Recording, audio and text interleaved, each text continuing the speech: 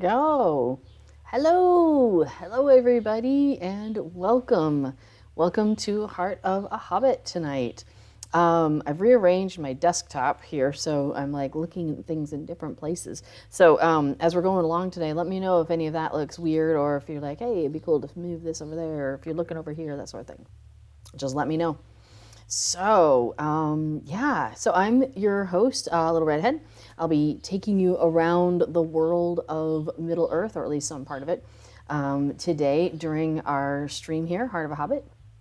Now, normally what I like to focus on here on the, official Lotro channel is I like to focus on the festivals and the other social type activities. But if I go to my character screen, and I go to my biography. Today is May 12. And yeah, the anniversary event ended at 3 o'clock this morning, server time, which was 3 a.m. Eastern U.S. time. Now, I'm in the Netherlands, so I see time a little differently here, as it were, as it is evening here and approaching and getting darker. But it's just a beautiful, beautiful day today. I didn't have the heart to close the back door and close up all the shades and stuff yet because it's just so beautiful. So if the outside noises are a bit much, do let me know. All right, so let's see. So the anniversary event ended. So we have the buried treasure event coming up in a couple weeks. So that'll be fun. So we can do that. But not today. So today we got to find some other mischief to get into. Now, I know this sounds a little funny, but one of the things I was wanting to do was, hello, Zitron Aqua. Zitron Aqua. I like it. Is that like zitron, as in citron, but like a lemon? I think that's, because I'm learning Dutch, and I was just thinking that I think lemon is citron in Dutch. Anyway, hello, welcome. Anyway, so one of the things I wanted to do, let me pull up my list. Where's my to-do list? I have too many to-do lists now. It's scrolled out. Okay, on my Lotro notes. Oh, I didn't move it? Let's see. Okay, I want to take a look at one of the steeds. And I wanted to try maybe put together a, like an outfit to go with the steed. So that is one of the things I might get into today. So let me take a look, so I can remember which steed it was. Oh, there it is, the Wild Mountain Goat.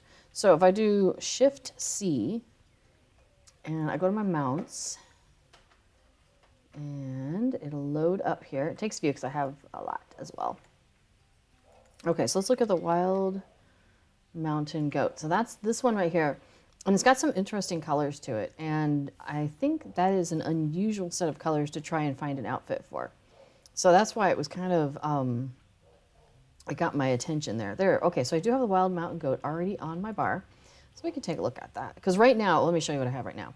So I've got this really nice blue and silver kind of outfit going on, some dusky blues, and it matches up well with the mount that I have right there, with the Arid Mithrin? Yeah, I think it's the Goat of Arid Mithrin.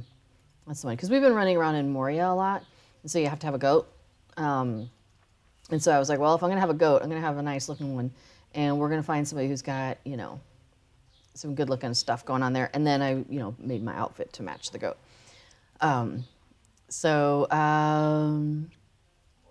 You merged a Lotro calendar thing, says Kaylee Dancer, or Killary, and it's telling you about skirmish marks. So that's true. There are other events that are happening throughout Lotro. The only things I put on my calendar in the game are like the anniversary event, the festivals. It's really the festivals and anything else where like maybe I can go and earn stuff like that. But that's true. If there is, thank you, Mubat.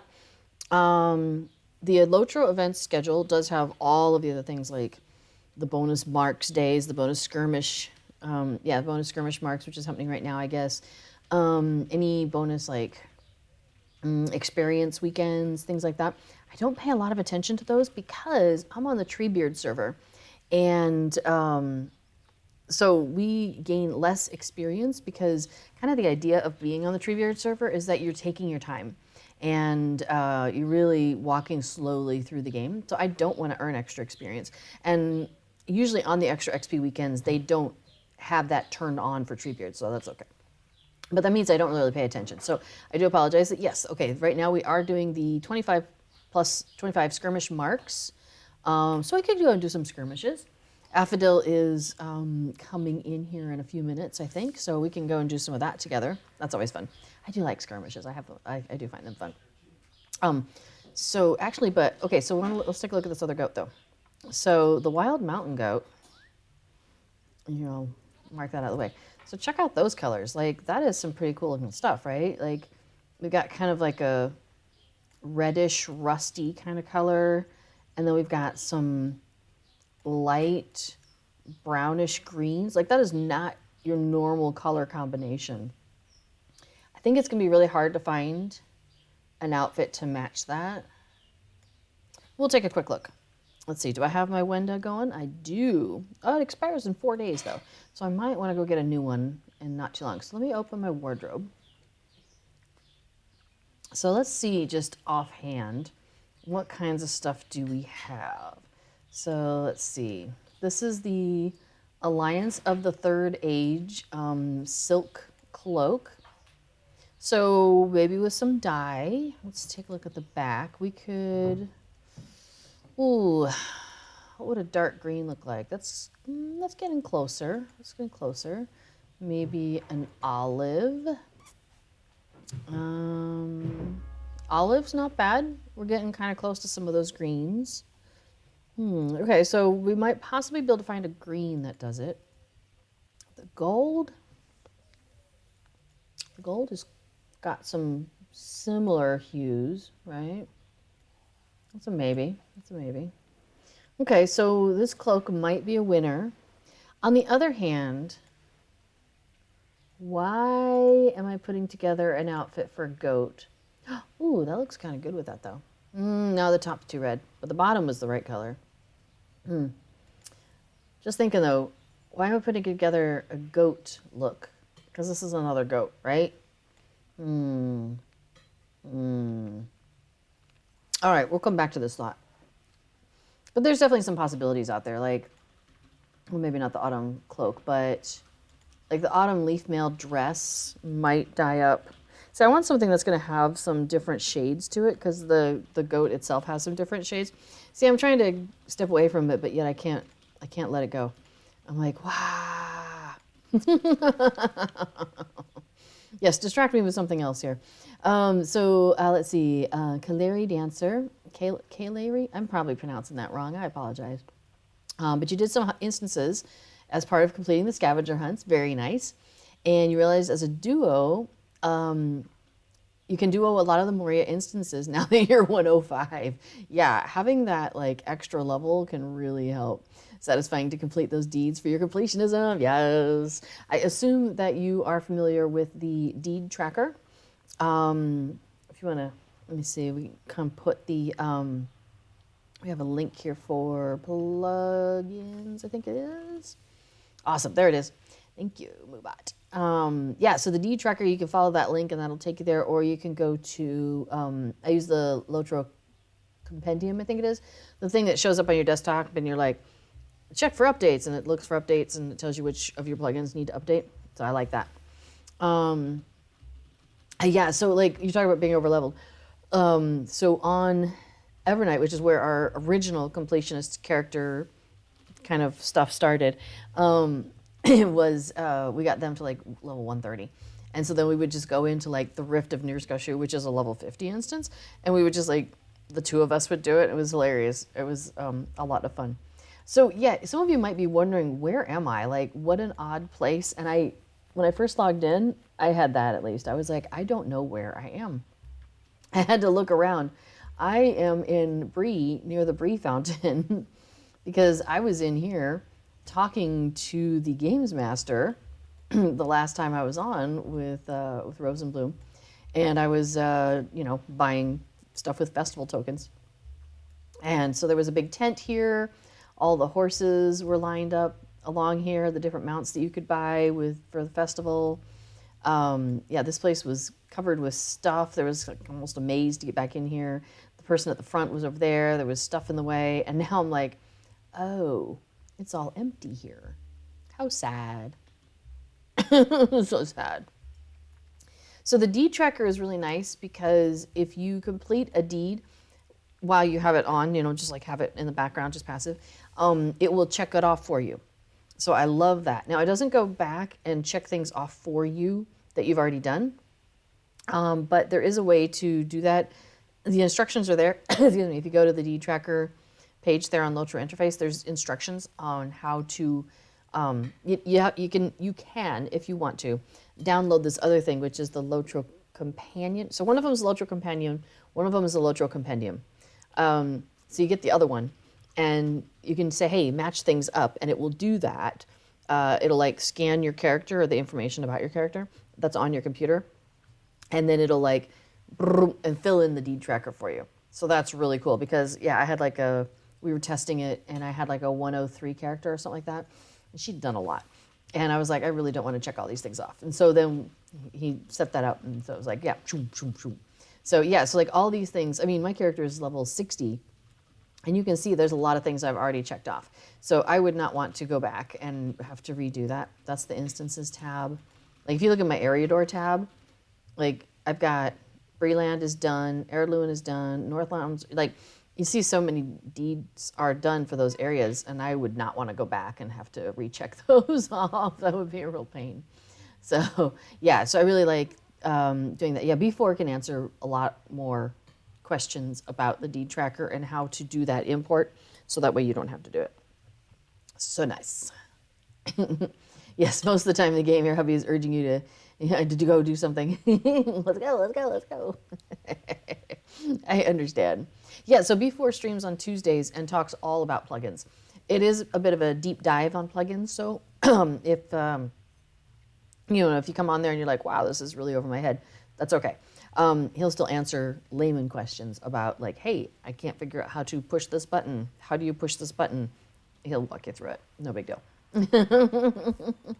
Yes, the fireworks corgi. Too cute. I think I didn't bother buying the fireworks corgi. We'll wait and see. Maybe I'll get it next year. Okay, so I didn't pick up my Hobbit gifts today, so let's do that because today is Thursday. Thursday means we get a gold Hobbit gift, which is nice. So I got 2 greater potions of power and 50 experience. And that is so funny.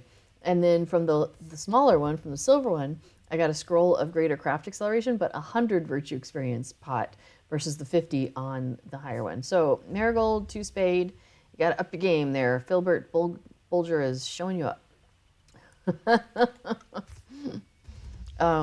I sure hope so. You've been playing for a decade, and you're probably still a layman. That is fair enough. There is so much in this game. Like, they put in so many features and so many things you can do. It's overwhelming, to be quite honest. Like, you pull up the options panel, and it's like, okay, sure, this is the graphics one. Okay, yep, information, blah, blah, blah, blah. Okay, sure, I'm not sure if I want to mess with this stuff, but okay. And then you got your advanced graphics, and you're like, I guess I could, and then what happens if I do that? And, it's like there's all this information. Like, if you get down to, oh my gosh, the UI settings, holy crap, there's so much under the UI settings of all these different things you can do. Like, I always feel like, I get to a point where I'm like, I know how to do things, and then something else comes up, and I was like, whoa, I want to learn all about that. So B4 says they know a lot about a very small section of Lotro, which are the plugins. So that's the only thing I love about this community, though, is the Lotro community, about how we're like, hey, have you learned blah, blah, blah, and we like share it with each other. I think that is primo. For example, if there's anybody who's watching and doesn't know this, Lalia's Market, which is right over here, and the town crier is always mentioning it, and which is like, whatever. But if you go in, pardon me, so this door here, the one on the south end, we'll just pop in here. There's a Lalia herself is sitting at a stall nearby this south door. She's off on the right. So we'll pop over and say hi to her in a second. So we'll go in and we'll go up to this stall right here. So there's Lalia. It says Mithril Trader. So for example, if you're looking for some dyes and you don't have anybody to make it, you can buy it from Mithril. It's a silly thing to do. Just go into World and ask someone to make it for you. Or make a scholar do it. Anyway, but Return to Lalia's Market is a travel skill that you can purchase for 3 mithril coins. So I don't think there's a, let's see, it just requires novice. So anytime, so basically level 5 and up, you have the ability to come in here and purchase the skill. So you've got basically a return to Bree skill for 3 Lotro, or for 3 mithril coins. And it drops you kind of close to this door. It drops you like right in this area. So it does share the cooldowns with your other travel skills. So by default, when you first get it, it's going to be an hour, unless you've bought, other skills. But that Return to Lalia skill, when somebody taught me about that, once I learned that, I was like, wow, that is, like, anytime I have a new character that's getting played a lot, I always go and buy that for them. And because you can get, like, 5 mithril coins. Let's take a look at Lotro Market. But you can get, like, 5 Lotro points for 50, the other way around. 5 mithril coins for 50 Lotro points, I think. I'll double check while we're in the store. Let's see, mithril. 5 mithril coins for 50 Lotro points. So you can, buy the 5 mithril and spend 3 of them in Lalia's Market. Oh, I know, right? Oh, Kaylee says they're waiting for a mithril sale. Oh my gosh, so am I. Yeah, absolutely. I'm with you on there. But I bought double bonus Lotro points, like 2 or 3 double Lotro point sales ago, because I've been waiting on the mithril coins to go on sale. So and it's funny because we are completionist characters with these characters, and so I'm completing deeds all the time and getting more Lotro points, and all of my alt characters, when it's in between festivals, I start to kind of pull them out and we go and do a little bit of adventuring with them. So I have things that I'm finishing with them, various deeds that are slowly getting finished with them. So my Lotro points are like piling up as I'm waiting for mithril coins to go on sale. I thought they were going to do it for the 15th anniversary. I mean, I also thought they might put carryalls, the non-crafting carryalls, like, the dye carryalls and the task carryalls, the instrument carryalls, the furniture carryalls, housing carryall. I thought they would have put those on sale in the Lotro store as well. So I'm really surprised they didn't do that for like the big anniversary, but maybe they're planning to do stuff through the year. I don't know. I really don't know. So I'm hoping that they do more stuff throughout the year. Let's see. Oh my gosh, I didn't realize what before it said. He showed the import process on Tuesday's stream, and it checked off almost 900 deeds. That is a lot. Oh my gosh, that's so funny. So you've technically played since alpha testing, but you took off a few years at various times in between computer upgrades. Yep. Yeah, having 2 jobs will put a cramp in your game time. I had kids, and now they're grown, and now I can play games. Oh yeah, the point about novice is you get novice basically when you complete the introduction. It's possible that you need to pick up, like there's a quest that you get when you leave the introduction that's like, talk to so-and-so in your starter area. It's possible you need to do that to finish the novice thing, to get the novice. And let's see, I think you might have to be you had to be level 5 before you can get the writing skill, because I have that, but I had to wait. So anyway, so yes, seems to be ramping up for 8 ROP, Ring of Power. Yes, the Amazon thing. Yes, hopefully Lotro will keep doing special things to cash on the hype, right? Yeah, people are so excited about the TV. It's a TV series, right? Yeah, people are very excited about that. So yeah, I'm hoping that'll continue to bring more people to Lotro. More resources are good.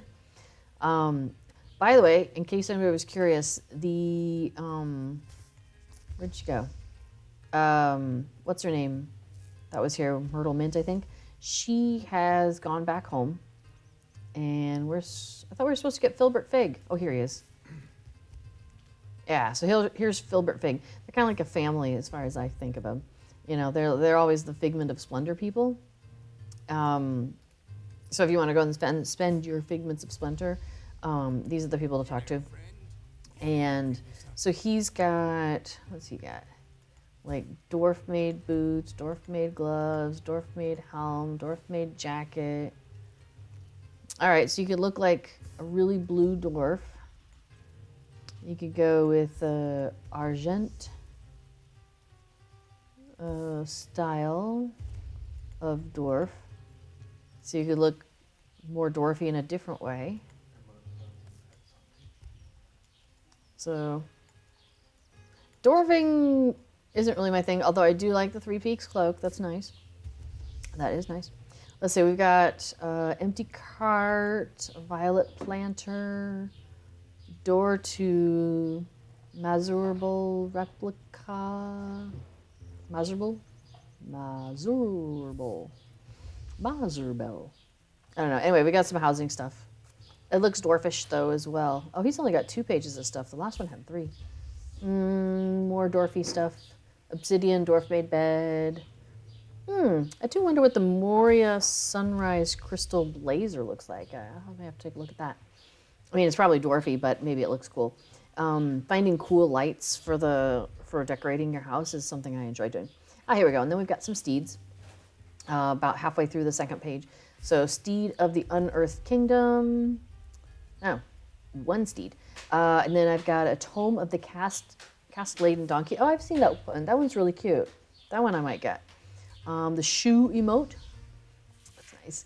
And then we've got some different pets that I don't have. The green glowworm, orange glowworm, sapphire knickerbreaker, amethyst knickerbreaker, and topaz knickerbreaker. All right, I'm kind of curious about that steed, though. The Steed of the Unearthed Kingdom, huh? Let's take a look. If you can't tell, steeds and cosmetics are kind of part of my game. Okay, it's got the dark blue stuff, kind of matches that dark blue outfit stuff from page 1. And looks like we've got some chainmail looking stuff hanging off him. And he's got the lamp, so that's nice. Might be good when playing at night. In-game at night. All right. Well, that's not bad. What happens to me is that I go through the festival with far too many characters. And when they get to finishing up the wrappers, I end up getting, you get like, oh, you've completed another 3 days. Have 400 Figments of Splendor. Oh, you finished another 3 days. Have another, for another 500. Oh, you finished the festival. Have 600. So it was just like, at the very end. So I'm always like, okay, I need to get stuff. Oh, you were looking these up on Deco last night? The sunrise lamp is nice. Speaking of, yes, for those who are not aware, obviously Kaylee's in on this. Deco de Mieux is a website where it's run by a French person who keeps up to date all of the things you can get in the game that go into your house. All the housing items, so house, yard, all of that. All the housing hook stuff. If you want to know what it looks like, you go to Deco de Mieux's website. Thanks, there's a link. And it's fantastic. And it's in English, so you don't have to worry about the fact that you may or may not know French. I mean, if you know French and you want to look at the French version of it, go nuts. Because he does both. He does it in English and French. I don't think he does German. Those are the 3 languages that are supported by Lotro, are French, English, and German. But I think Deco just does theirs in French and English because they're a French person. They speak French. Yeah, oh my gosh, it's such a fantastic resource. Like, like I was looking at this housing item, and what I'm going to do is after the stream sometime is I'll go over and check out the website and kind of take a look at them. Because what they do is they go and sometimes on Bullroar, which is the testing server, when something is coming out, they'll go and they'll get pictures of it. They'll take screenshots, and they'll have it usually in like one of the Gondorian houses, like the House of Belfalos. and just take photos from a number of different sides. So you can kind of get an idea of like what it just looks like by itself without a lot of like background stuff going on, because those houses are kind of stark. But it's really cool because then you get a really good look of, okay, what does this look like? And then you can kind of put together in your head, okay, well, how would this look like in my Bree house or my Shire house or my Rohan house or whatever. So it's really cool. It's really, really cool. You just want the purple lamp. You know, it's so funny because somebody was asking, it is a really cool lamp. Somebody was asking about like with the mounts, like the one that we got for the 15th anniversary that we all got as a gift. There's a flag on the back, and somebody was like, is there a way to take off that flag, because it's a little distracting for them when they're playing the game, because it's like right there in your, you know, in your view. Unfortunately, there's not. I do find that interesting. So it's one of the reasons why I do appreciate the war steeds, because even if they're maybe don't satisfy the original intention of them, which was to be a war horse in Rohan and to really get into that, you know, have some fun with having a specific style of play that would happen in Rohan. And I don't think that really came together. And I think the player community didn't really like it for a number of reasons. Like, you know, there's reasons. But I really do love the war steeds for one reason, because you can decorate them in different ways. I don't think I have access. I think there's a workaround to get access to the war steed panel, even though we don't have war steed. How do I do what? Oh, I'm being told potentially you can, if there's a war steed cosmetic item for sale, you might be able to click that to force the war steed cosmetic panel to come up. But it's a box. Yeah, I don't think I could do it. Anyway, with the war steeds, you have the ability to go in and customize different parts of it. So like, for example, you can do the saddle, and you can do like the bridle stuff, and you can do sometimes some of the tail stuff, and then where the lamp is, you know, might be able to modify that. And some of them are dyeable, so you can switch out colors and make stuff like that. So like I said, we're level 60 here. So we don't have Rohan yet, so we don't have war steeds yet on Treebeard. Because yeah, if I go to the main menu,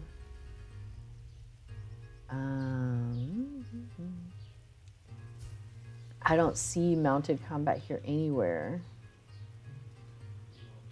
Yeah, and if I flip through my my bars, let me make that go away. I only just have the two bars. I have the main bar and then the secondary bar, and then it just goes back to the main bar, because like I said, we don't have war steeds yet. It's really funny. So in the anniversary festival that just happened, yeah, probably because of Treebeard. Well, because we don't have war steeds yet, so we can't see our war steeds yet. So I think that's really how that comes down. But it's so funny because during the anniversary festival, when you do the catching envelopes quest, one of the things that can come out when you open the envelopes is a war steed cosmetic set, the Reveler's Gilded Appearance. So I ended up with not quite enough for all of my characters, but quite a few. So, excuse me. So I was tucking them into my vault, and then I'll figure out who doesn't have it yet, and so who's gonna get them, or at this point, really, who just isn't, because I've got another 1, 2, 3, 4, 5, 6. I need to look at my spreadsheet because I'm not sure who doesn't have them and who's not going to get one, because I have 12 characters on this server, one of each class, so I can get the titles with the class deeds that you can get for doing the difficulty settings. So yeah, so the 12 characters I have, you know I know I already put it on Rose. Because the thing is, the nice thing you could do is you can go ahead and take the box and open it and consume the items that are in there. So then when I get my war steed, all of those cosmetics will already be there. So that's kind of cool.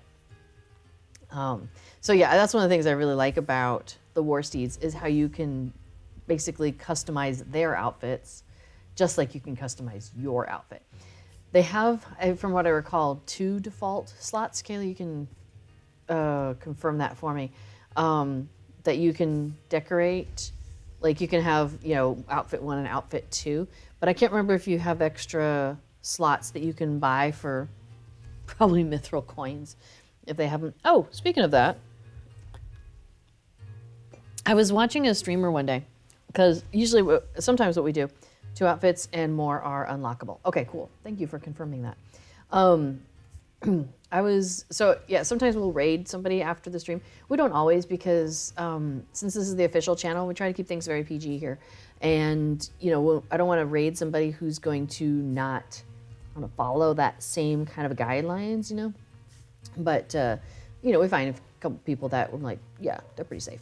So, sometimes we'll raid them and then I end up continuing to watch them. And then, they'll be like, oh, I got to go eat dinner or whatever. And so they raid somebody else. And so it's like I end up in this kind of chain. So like 3 people later. So one person we were watching, and I'm used to these 2 trait trees. Like, you have number 1 and trait configuration number 2. And I saw that, the button there where you can buy a 3rd one for mithril coins. I haven't done that yet, but before I believe has. Well, apparently you can just keep on going. I didn't realize that you could have more than 3 because I was like, you would have 3, one for one for each of the 3 ones. Now you can just go nuts so they had one like for raiding if they were in blue line DPS and another one for like raiding if they were in blue line tank or whatever like that. Like they were able to set out like 4 different trait trees. So that was a new piece of information for me.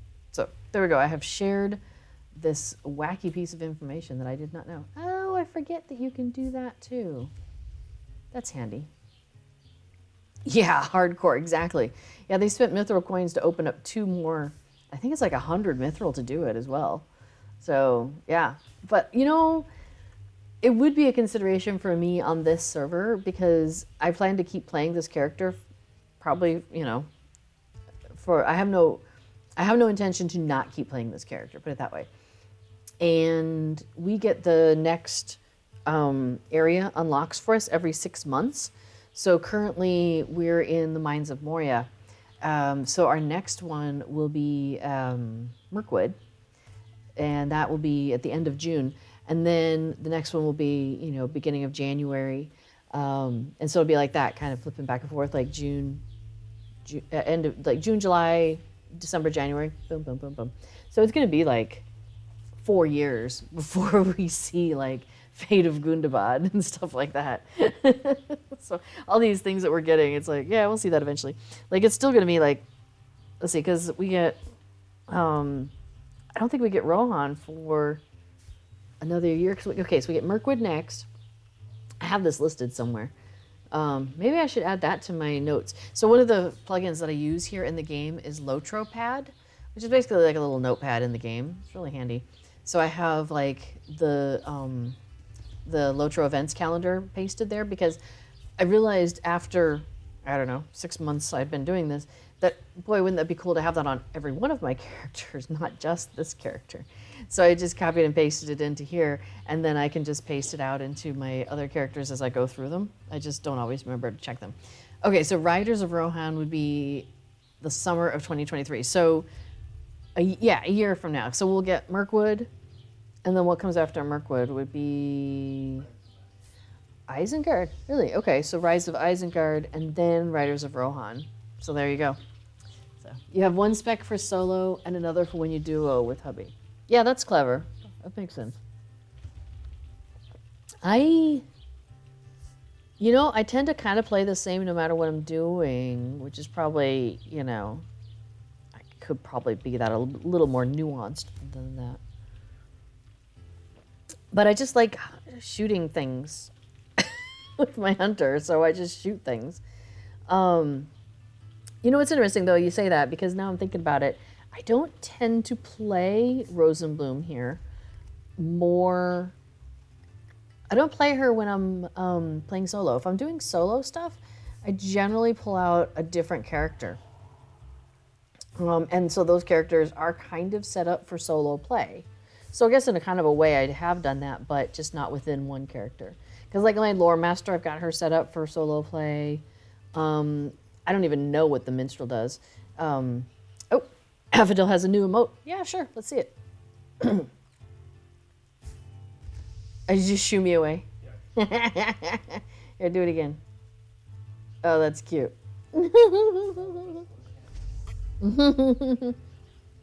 Yeah, it looks better without the glowy hands. The glowy hands kind of obscures it a little bit. Oh, that's cute. I kind of like that one. That's a good one. Yeah, 6,000 Figments of Splendor. Well, I've got 8,100. We'll see. Because occasionally I get, you get that in a Hobbit gift, so a bargain at twice the price. Ha ha. Oh, thanks, Before.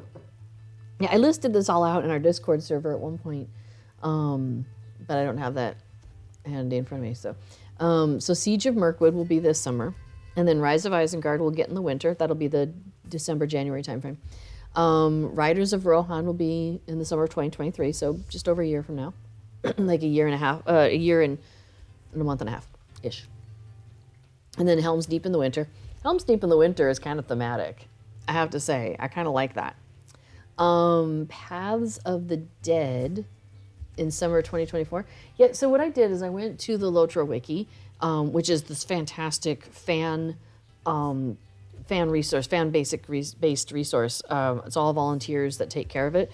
But it's so, oh my gosh, there's so much good information there.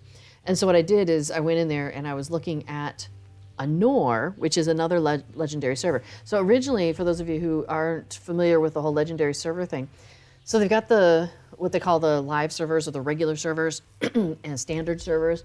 And on those standard servers, they, when they come up with something new, they release it and you're like, wow, cool, I can go in and, fight orcs in this new place. And there'll be a storyline, for all of that and whatnot. And so and a lot of times when they release a new set of content like that, the level cap of the characters increases, right? So each time you get a major release, you get a level increase. You can kind of expect that they tend to come together.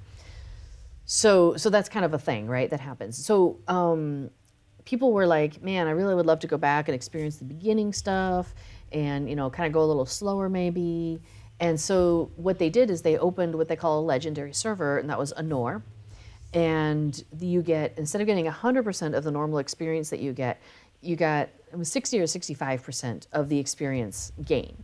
So you got less experience. So it took you more time to level, but that was fine because I don't know if you guys have experienced this, but I certainly do, that I level far too fast. Like I got to the point when I first started playing, I was like, wow, this is taking forever. But then I started doing festivals, and there's lots of experience you can get out of festivals. And I got to the point where I would have like my third or my fourth character also going through and doing festivals. And they were like level 65, and I hadn't played them since they were like level 30.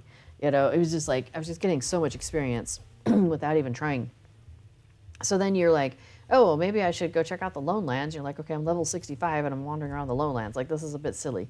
So, and even if you were following along with the epic storyline, which is kind of like the main thread through all of these areas that it takes you through, it's like it basically follows the story of Lord of the Rings. You're following the Fellowship as they go through, right?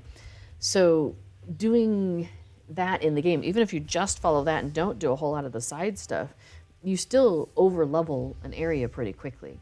At least that's been my experience. So yeah, so I was definitely in that camp with the other folks of like, maybe slow it down a little bit. I'm fine with that. Like I don't want to earn as much experience as I am. So so that's what Anor was doing. And then they opened a sister server with that called Ithil, because there were lines, like there was waiting times to get in.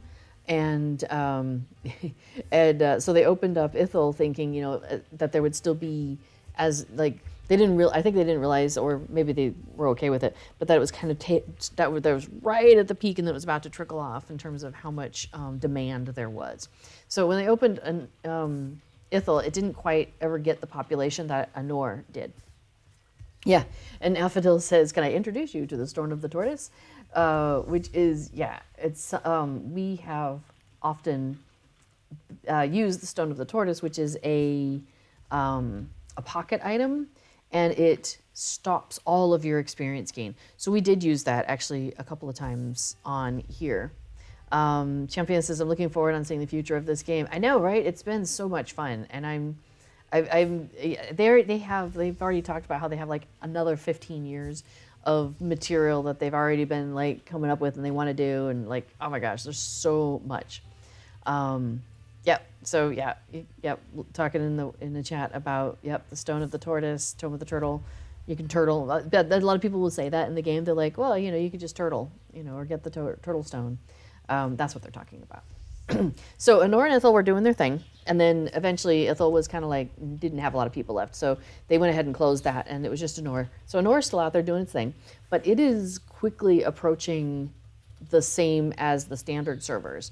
Like they got whatever the one is that got to level 130, and the standard servers are at have a cap of 140 now, so they're not far behind.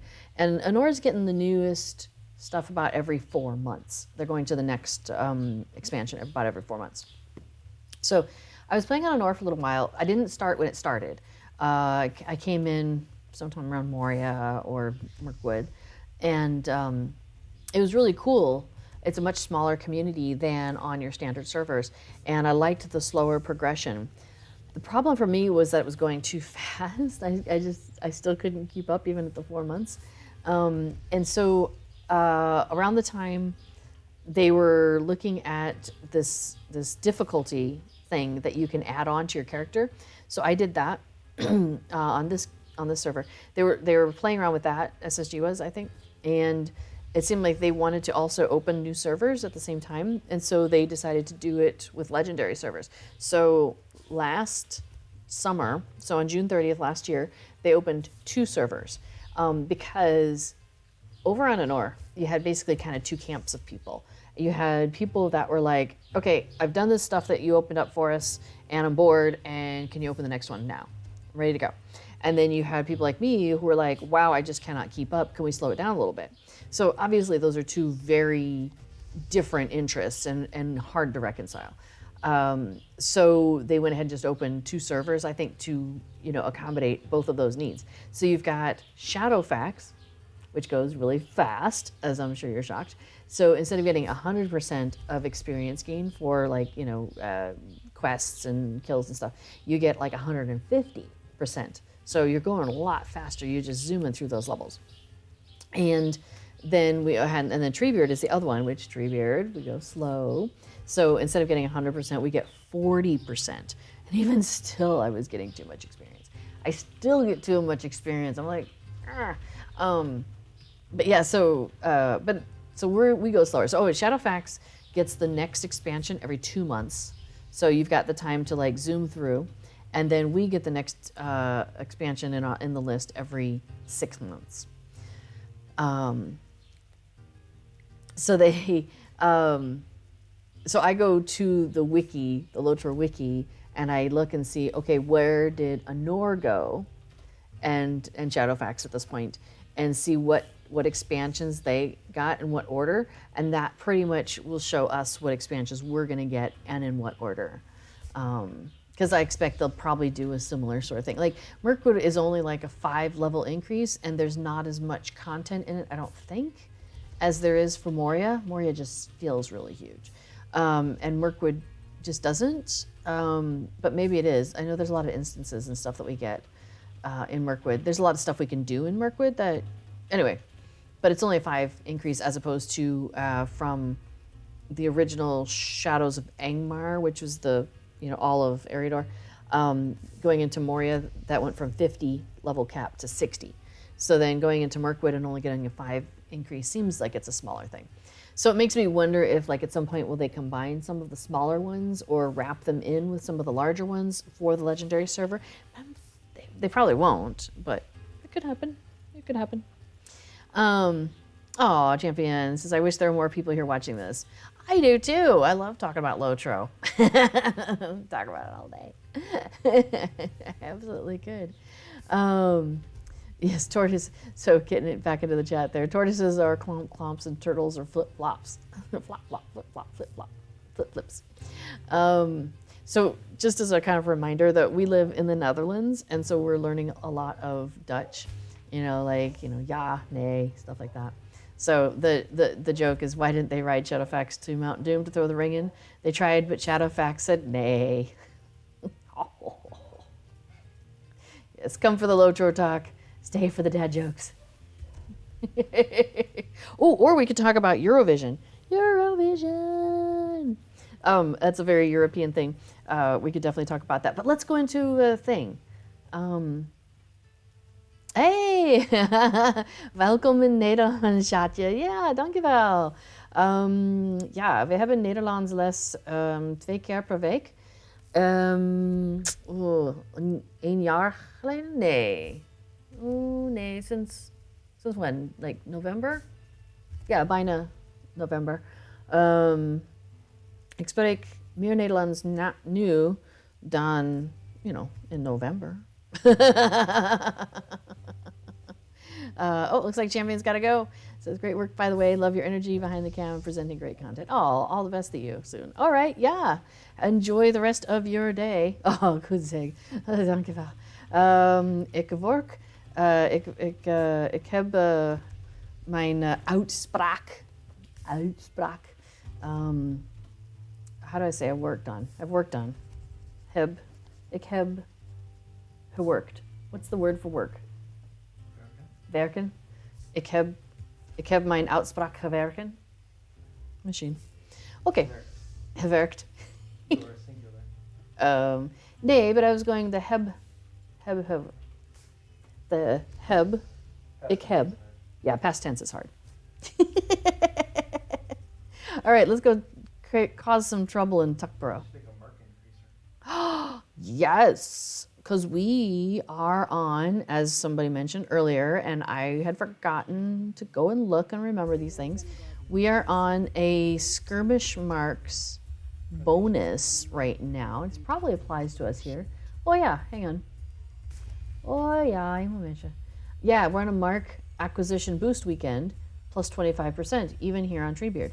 So I am gonna go into my shared storage, so hang on. I mean, I guess you could go ahead and start killing things if you want to. Let me get my little archer out. Oh, hey Archerina, I renamed her. And I have a folder in my shared storage so that we have one for combat buffs, which should have, oh, I'll just look it up. I love the search function anyway. All right, so are you doing a, let's see, this one's a 6 hour. Boy, that seems a bit long. Oh, that's, well, one's 100%, one's 25%. Which one did you do? You did 100? Okay, I'll do 100 also. 100 marks. Mark. So now do I have like, that's the herbalist. Oh, I have 2 up arrows. I have 100% mark acquisition and a 25% plus 25% plus 100%. So that's fun. Okay, let's go. Oh, you already have. Okay, cool. That's okay. So yes, so we are in the Netherlands, and so you can see the sun is wafting across my workspace here. Waft. Oh, are we doing this on level? Yeah. Oh, okay. I'm like, why is he not falling down faster? Oh, well then maybe I should like up my game a little bit here. Hey, let me, oh, okay, I'm not in combat, sweet. I'm gonna eat some foods and drink some stuff in the game and in real life, why not? Let's do it. So normally I stream, well, normally I have been streaming. I'm actually considering this earlier thing. Normally my stream is at 1 o'clock Eastern US time, which is at 7 o'clock our time in the evening. And then I go for 2 hours, so it's like from 1 to 3 Eastern time. But I was wondering if like starting it earlier in the day would be better.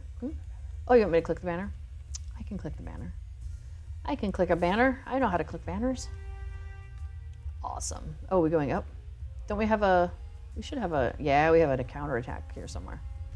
Where are they? Oh, they're coming from you, from your direction. Sweet. Oh yeah, I got fire oils on. I like fire oils, that's good. That'll do. Anyway, I normally stream at an hour later than I'm doing, but I'm started earlier today because there is this contest that is kind of big in Europe called Eurovision, and it's a singing contest. Now, normally I'm not a big singers person. Like, yeah, just listening to people sing is not always my thing, but Eurovision special, so it's okay. Basically, the idea was after World War II, I mean, this is my interpretation of it, but that they were like, hey, instead of attacking each other, let's sing at each other and like make that a competition. And, you know, and I mean, you know, basically. So I think it's great though. It's like, you know, instead of starting wars and whatnot, people are gonna just take it to the singing grounds. But there's not, it's supposed to be pretty apolitical, like you don't bring politics and all that into it. Like it's very much about let's have fun, let's sing, and let's be campy on stage. Like there's so much stuff that's just, oh my gosh, so funny. Gnar Gnar, how are you? Oh, the western hillside has been cleared. We can claim a banner. Where is it? Oh, there it is. Exit. All right, we have freed the western hillside and got a gazillion marks for it, so that's pretty neat. Oh, we have a cackle rolling across the great smiles. I'll dig my way in and be eating hobbits for dinner.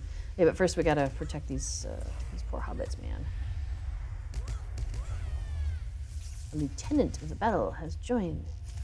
A lieutenant of the enemy. How come? Oh, there it is. Okay. So you might notice that occasionally we get like a big red square on the ground. That is because we are playing on deadly difficulty or higher on Treebeard. Well, Treebeard and Shadowfax both have this. So if this is something you ever wanted to test out, this is the place to do it with this one or Shadowfax. So basically, if you play on deadly difficulty or higher, you can choose any level within that. So like deadly, just straight up deadly, which is what I do, or you know, +1, +2, +3, all the way up to deadly +6. Wow, 2 boxes. I'm getting out of the way. Oops, it got me anyway. It takes about a quarter of your health if you are still in that space when the effect goes off. So because I was still within range of 2 of them, it took about 40 to 50% of my health. So it's really fascinating thing because you can spend a lot of time in this game being over leveled or just being a bit OP or whatever, and not having to worry about your health. And so it brings in a new element that I quite enjoy. It forces me to pay more attention to what's going on around me and to be a bit more mobile, even though I'm in Redline, which Redline Hunter is pretty stationary, but it does force me to make decisions like, do I shoot this, you know, blood arrow that I've got queued up, or this, or the shot to the heart thing, you know, or a heart seeker, or do I get out of the way, right? Like you have to make hard decisions sometimes. It's really fascinating. Oh, you're homesick, but on the plus side, you get to log in and play. Yeah. That's yeah, right. That's the plus side always. Except for the part where you're like, okay, I'm too tired to play, which always sucks, right? Like when I'm sick and then my eyes hurt because I've got like a fever or something, or I'm sneezing a lot, or you know, whatever it is. Oh, it's just so frustrating because you're like, I really want to play, but I don't want to have my eyes open. It's like, those are the less fun days, right? So you've been loving all the free stuff. Oh my gosh, need more bags now. No kidding, right? So just so y'all know, I'm not an SSG employee. I'm just I just play the game. I have fun with it. So I can't like speak for the company or anything like that. But I mean, I pay attention to some of the things that they say, like when they have streams or, you know, the producers' letters and things like that. And I kind of, you know, I've worked in business and stuff, so you kind of start to notice when you see trends or when somebody says something and somebody else says something that kind of corroborates with that other thing. So, so anyway, I am loving that they gave us the carryalls as free gifts, because that is freaking amazing. And I have definitely put every single one of those to use. Between us, Affadil, and all of my characters, we Affadil and all of their characters were holding all of our task board stuff, because we have all the task boards, and all the task board, like a ton of task board, goodies for all of our characters, in case we were like, oh, you want to work on such and such a rep, we just have it all set aside. And but yeah, so Affadil's other characters, like, they were all just like filling up inventory. So Affadil used their stuff, their carryalls, turn them into task carryalls. I did a medium instrument carryall, because I like collecting the instruments, and eventually I'll get around to playing music in the game again more often. I just haven't been lately. And then for the large, I had a large carryall option. So because so I'm VIP, and let me grab this banner real quick. So we got a small crafting carryall gratis, and then there were selection boxes for the small, medium, and large. So for my medium one, I chose the instrument carryall, because they had that a few years ago, and I have it on another server. I have the bag characters. I have I can't remember how many instruments I have there, but I have a bunch of instruments there. So I had purchased an instrument carryall when they were on sale, but I was like, I wonder how good is this? Wonder if I should get more of these or not. And then of course, by the time I thought about and realized how good they were no longer on sale. So yeah, and plus Treebeard's only been around since last June, and there have not been any sales on. Sorry, the other carryalls have not been on sale since Treebeard's been around. So that's been like, you can buy the crafting carryalls, and we have. Oh my gosh! So I think it was last November or something when the crafting carryalls went on sale, and like on sale for like a quarter, like 25% off or 40% off or something.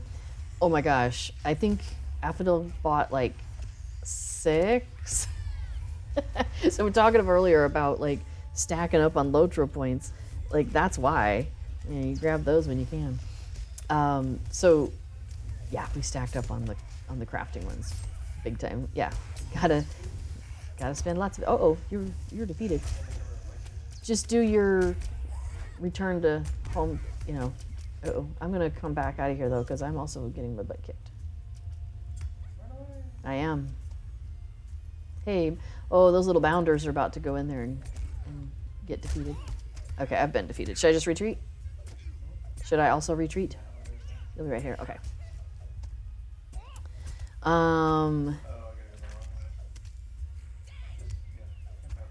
Okay, I'll just wait here. A lieutenant of the enemy has joined the battle. But yeah, man, I've been loving all the free stuff. Wow.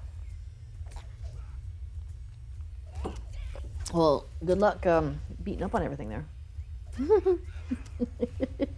We'll just watch the battle from here. There we go. Yes. 2 times. What? 1 each, I suppose. I don't know. I don't know if I should get dinged for your deaths. Oh no, Edalina Proudfoot has been defeated. Does that mean we lose the thing or no? Never had that happen. Yeah, right? That's the first time that's happened. I don't know. That is some wild stuff. Oh, I should eat up again. Nom. But anyway, so the instrument carryall I had discovered was something I liked, and I wanted to have. Uh-oh. The battle is joined. And then the housing carryalls, though. I have so much housing stuff already, and plus, so I mean, I have a kinship here on Treebeard, and I don't know, I kind of like, I want to take care of everything and have all sorts of cool stuff. So our kin house has to look cool, right? It's got to have all the good stuff. And plus, I usually end up with a couple of premium houses as well. So there's a lot of decorating to be done. And like in the fall, we have all of our Halloween-esque decorations. And so, you know, you want to be able to change over the house for all of that. But then you got to have a place to keep all the old stuff and then keep all the stuff you're going to put up, right? Like all the stuff you take down, put all your stuff up. And then same in the wintertime, I tend to do like kind of a Yule theme. So I want to be able to have enough bags that I can like, you know, take everything down, because I was running out of room in my storage. Because the other thing I'm doing is we've taken over one of the kin person's houses and we put the cosmetic items in there. So so what I've started doing is all the stuff for the current festival, like the stuff that's not bound to character, so you can trade it and everybody can have access to it. They could be. So I put the stuff in that person's chest for the current festival, and for the one that just passed. So that way, anybody who didn't get in and grab the stuff at the time, they still got, you know, time to grab it and do all the cool cosmetic stuff and all of that. So, so I have a character who it's just, her job is just to hold all of that stuff. But I don't have a place to put it. Like, yeah, I'm putting it all in her vault, and she's carrying it on her person at this point because I've run out of her vault space. But there isn't anything, as far as I'm aware, that is a cosmetic carry-all, because that'd be kind of cool. Now, I have to say, though, I was highly advocating for a dye carry-all, and then they included that as part of one of the, I think it might, was it the Three Peaks? No, Fate of Gundabad. I think it was a Fate of Gundabad expansion, because I bought the Fate of Gundabad. That's the most recent one, yeah? Yeah. So, because we bought that while we're here on Treebeard, because I wanted to get the goodies that came with it on Treebeard. I think that was it. I think that's how that worked. So I have a dye carry-all as well, and I love it. I tell you what, so I used to have, like, one of the folders in my shared storage was just for dyes, because I was keeping them in my house storage, which is a great place for them, don't get me wrong.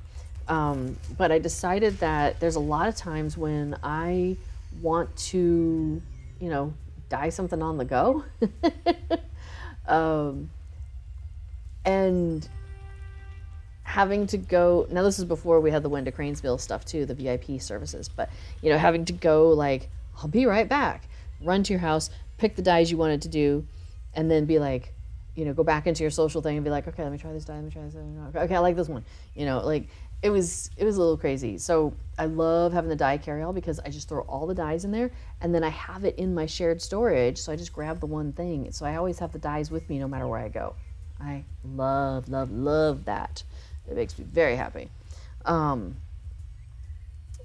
was the other thing I was going to say about that?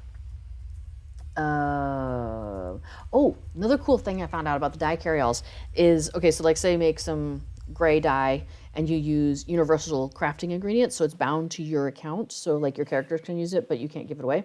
And then you also make some gray dye that's, you know, using the regular ingredients.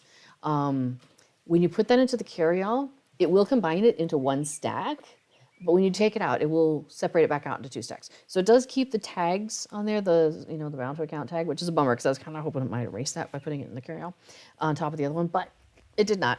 But still, I do appreciate that it's like, it doesn't create two stacks in the carry-all, so it doesn't take up that extra space. It somehow retains the ID information and then breaks it back out when it comes back out. So I thought that was really cool. It was unexpected.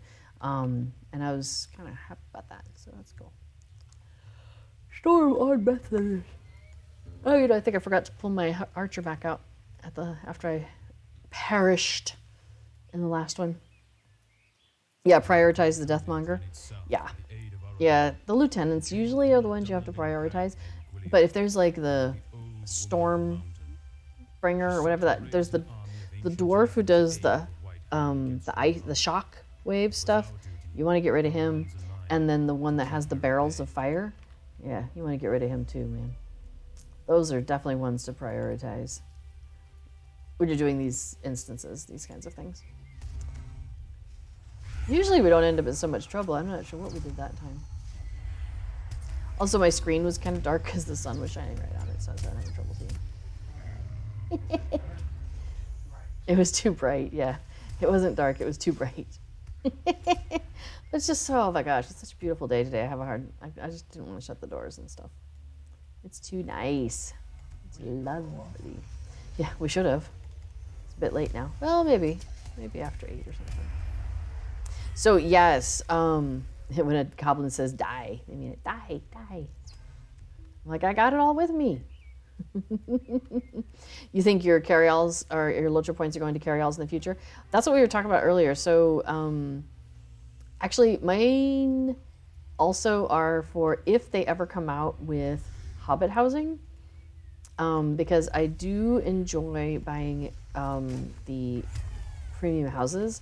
So I save my Mithril coins for that. Like I save up to buy them the Mithril coins when they come on sale, and then I can buy that. But also there's a lot of mounts that I really want, and they only are available for Mithril coins. And so I think what I might start doing is, as each festival comes around, is especially if I can get enough Mithril coins. If I can get more Mithril coins on sale, then I probably will do that, because I've been saving up my Lotra points. I have a lot of Lotra points now, and I probably will convert a good amount of them into Mithril coins.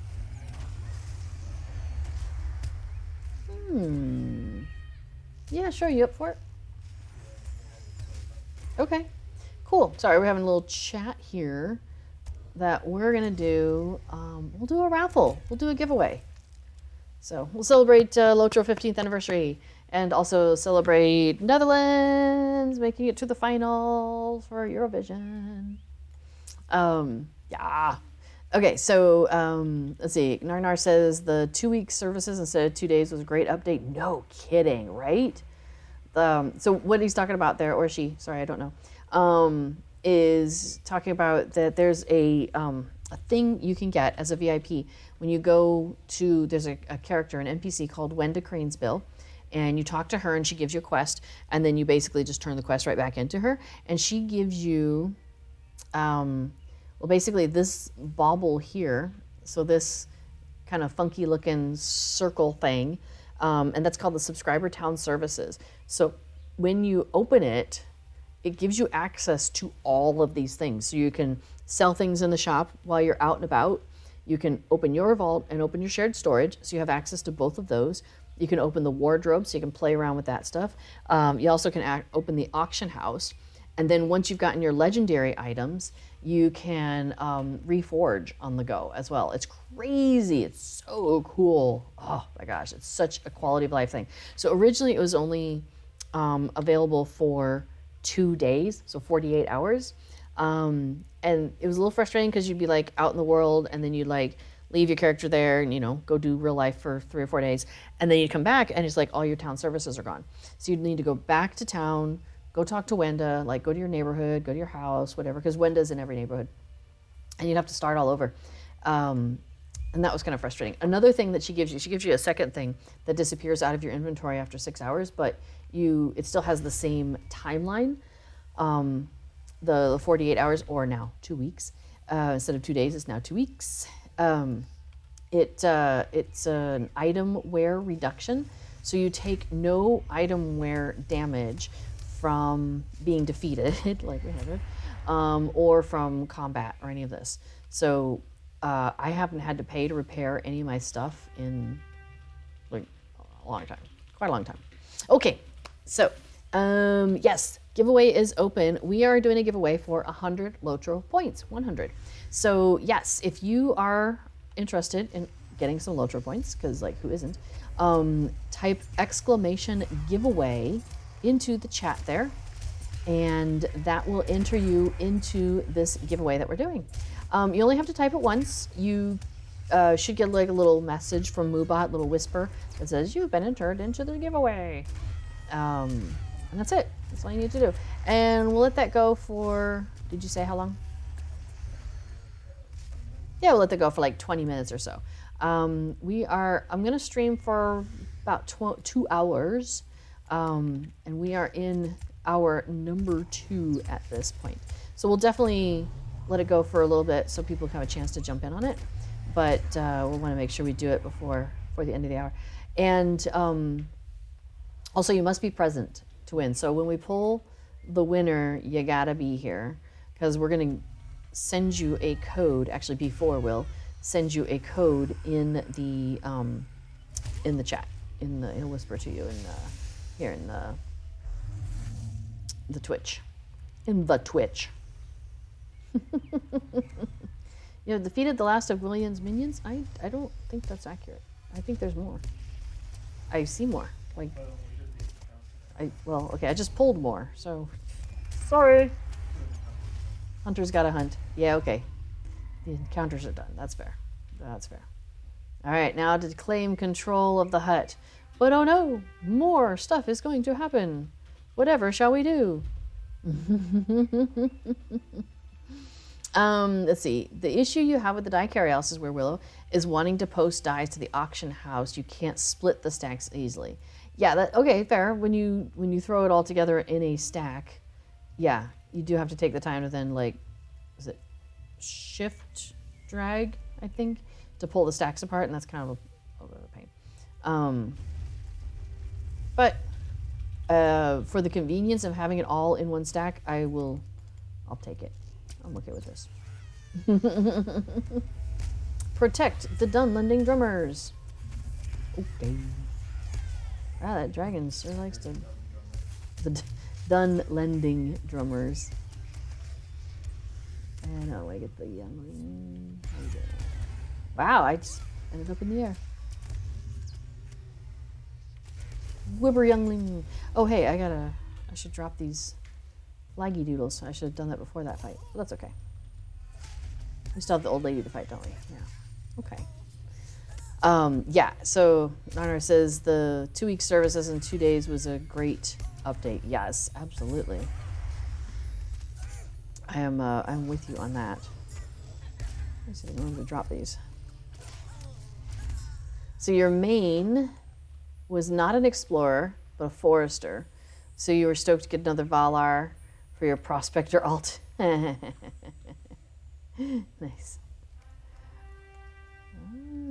Let's see, we've got a box to check. What could possibly be in this fancy wood chest? A smaller chest. That would be funny. Oh yeah, I didn't check I didn't loot the body. There we go. If there was any looting to be done, I have done it now. Okay, cool. So that was the storm on Thedris, which is cool. So let's see. Okay, yes, we got the giveaway going on. We talked about that. The hut is ours. Yeah, I feel so. That cracks me up because it's like she's like, "No, I'm gonna protect my hut from you all." And then she's like, "I'm gonna call my dragon," and the dragon goes, "Crunch." So she loses her hut either way. Oh yeah, and the damage reduction works on your crafting tools too. We did, so with my alts on this server, because I wanted to get them to level 50 so they could get the title, I did a lot of farming with them. But that actually kind of works out with the scholar stuff, because I like having my scholar have access to be able to make everything. So there is pretty much on every level, in the early levels at least, something you can farm, like strawberries, blackberries, something that you can then also end up with a random drop. There's a dyeing component that you can get. So like if you do strawberries, you might get a juicy strawberry. And the juicy strawberries are the ones that your scholar uses for dyeing. And so what I did is all my characters were farmers, basically. And yeah, juicy strawberries have a low drop rate, but man, it's a lot easier to find than umber, for example. So all my characters were farmers, and so they basically just hung out at the farm and would be farming all day long, and getting these dye ingredients. And then when I was on my scholar, I would use the dye ingredients, make a bunch of dye stuff, and that would skill up my scholar. So it was a pretty cool blend there. But yeah, the having the I'm not in line of sight. Having my crafting tools not take any damage was really nice, because sometimes not all of them had good tools. I didn't splurge, but I did when I first started on the server. When the server first started, I did go ahead and buy one of the universal crafting toolkits that you can do. You know, you can craft anything with, and you get the speed boost and all of that.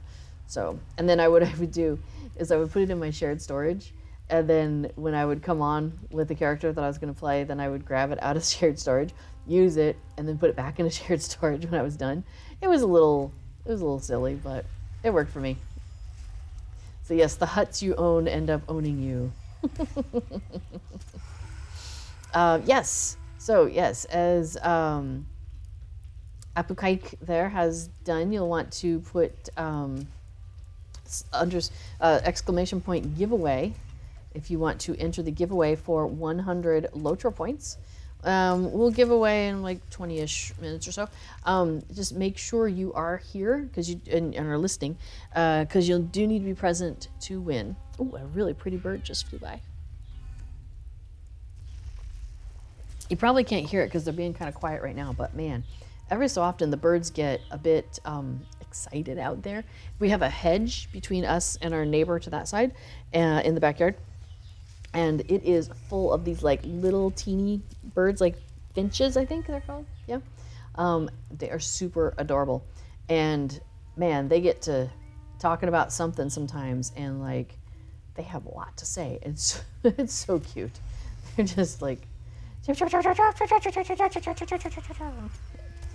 we have some bird feeders out in the backyard now, and I like it. It keeps them coming around and keeps them entertained as well, I think.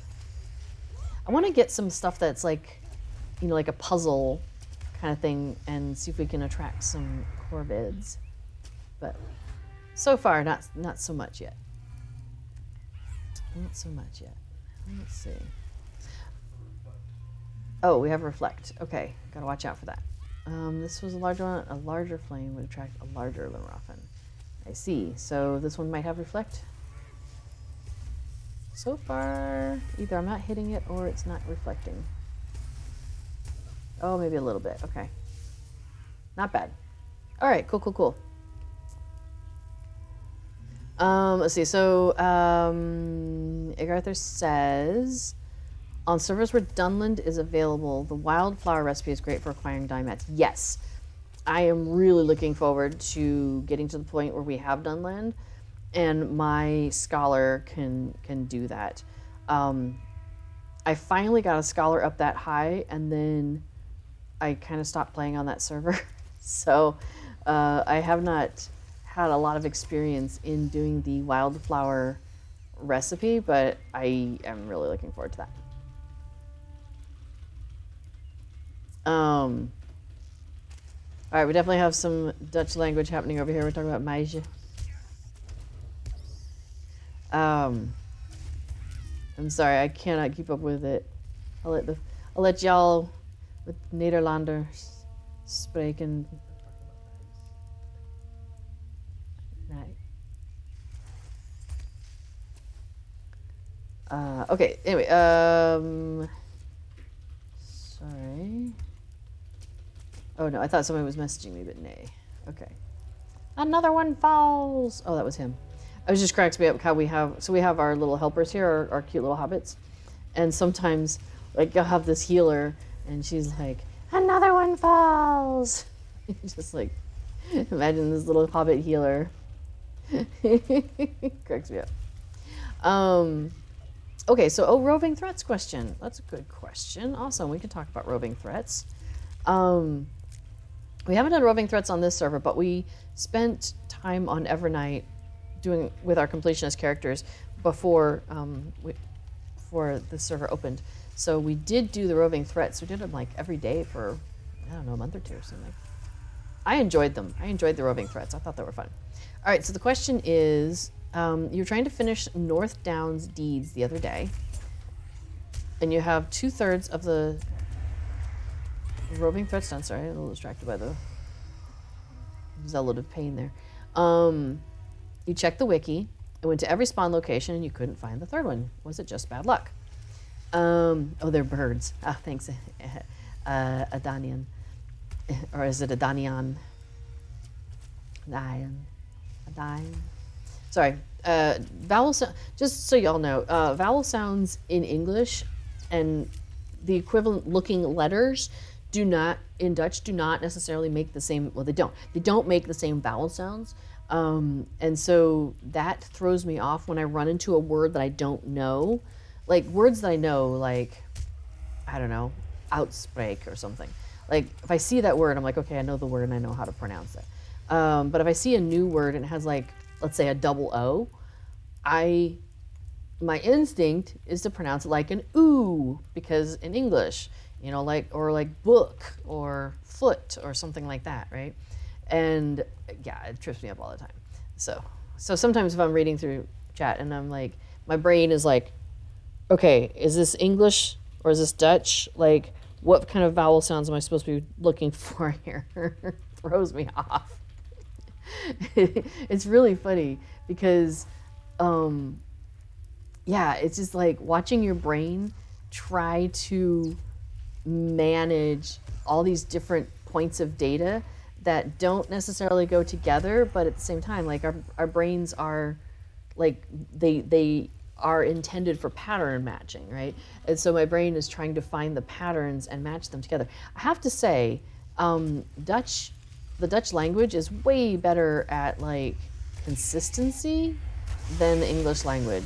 And I know people are like, what? Dutch has all these different exceptions. I'm like, yeah, but dude, like take, I don't know, OUGH is always the classic one for English, for example. There's like 5 different ways you can put those vowel sounds out into words that are actual legitimate words that are used commonly in everyday speaking. So Dutch doesn't do that. Like if it's in, take like a IJK, it's either gonna be Ike if it's early on in the word, or it's gonna be like ik if it's at the end of the word. Like there you go. Gedaan. Simple. Love it. All right, so sorry, back to the roving threats, and I appreciate that other people have already jumped in to answer this, because this is great. I mean, like this is what we're here for, right? This is what the community is here because we help each other out, and I love that. It's one of the reasons why I keep playing Lotro. So also, I just love so much about this game. Okay, so so yeah, as before said, each day, hang on, I'm standing on fire. 3 of the possible locations are chosen, and the roving threat will be there or 5 minutes after being killed. They stay at that location, so once you've found them, you can lock that in for the day. Oh, I didn't realize that part. I have to say, I tended to just kind of follow before when we did the roving threats. He was really good about having the map up, and I was really good at just following and hitting things when we got there. So, wow, somebody is looking for attention out there.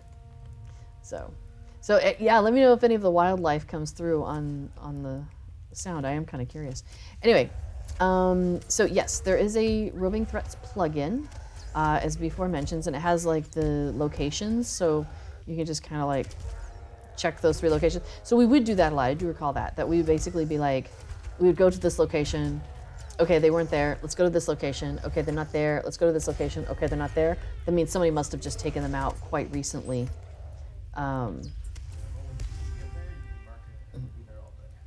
Yeah, so once you see one in one location, then you know it's going to be there all day. So if you're coming back with other characters, or you can maybe even ask, like sometimes in world chat, people who have been doing the roving threats might be like, oh yeah, I found him over by the bridge or whatever, you know. They can, and then you'll know, okay, I don't even need to bother these other places. So that can be useful too.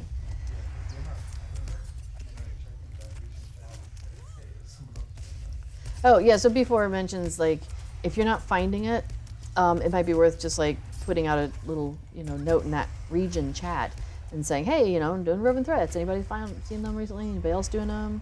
It's also, we have done it before where we would just group up with, if we saw somebody else who was also doing them, we would just group up with them, because why not? We might as well all get credit for it. Many hands, lighter work, and all that. Oh, hey, I'm still shooting things. Okay. So the Cargul has been vanquished. Oh, that's good. Carguls are, a little scary and stuff. Loot the body, loot the body. What? Another encounter. Do we have one? We got another encounter. Oh, we got another encounter for our list. Excellent. Excuse me. I still have a little bit of tickle in my throat that's been around for a couple weeks now. Ugh, so annoying. Okay, so you're talking about try the roving threats plugin. Yep, Egg Arthur mentions that somebody's probably just killed it, as we talked about. Oh, really? Occasionally, roving threats get stuck and won't respawn until somebody intervenes or the next server restart. Ugh, what a pain. It's rot spittle you're looking for. Well, good luck. And Adania says their name was just randomly generated. Okay, my choice how I want to pronounce it. Then I will call you George. Because it's Welsh. Yes. Oh my gosh. So back to Eurovision, because we cannot stop talking about Eurovision in this house. Eurovision. There's 2 semifinals. And they basically take everybody who's qualifying and split into half, right? So half of them are in the first semifinal and the other one's in the second semifinal. And so the first semifinal was 2 nights ago, and the second semifinal is tonight. And each country can choose to send somebody, a group or a singer or whatever they want to do. And so this year it's Norway, right? I think it's Norway that sent. I don't know how to describe this, and I really don't know how to describe this as somebody who's not familiar with Eurovision. But basically, okay, so you're allowed to have at most 6 people on the stage.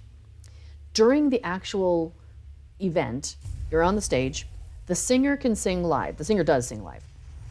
But the instruments, if anybody who's playing instruments, none of that is live. It's a track that you would then have them play for you. So you've got a lot of flexibility with, sounds and what your people on stage are doing, because they don't need to be playing instruments. Uh-oh, we have a reflecty person. Watch out for the... And Avidil kills herself. Almost. My weakness is myself. Your weakness is yourself. Okay, so they are dressed up in these mainly yellow outfits with black accents. The 2 main singers are wearing like masks, and they remind me of the sort of like foam masks you do as a kid, and then but nicer, basically. Like these are covered in fabric or something, and it's like, so you've got like a big snout with like teeth coming off of it, like white teeth coming off, and like the eyes, and these giant tall pointy ears. So they're a wolf. And like if Daft Punk were a furry. That is a great way to describe it. Oh my gosh, yes. If Daft Punk decided to become wolf furries, it would look very similar to the way these guys are. And what's the...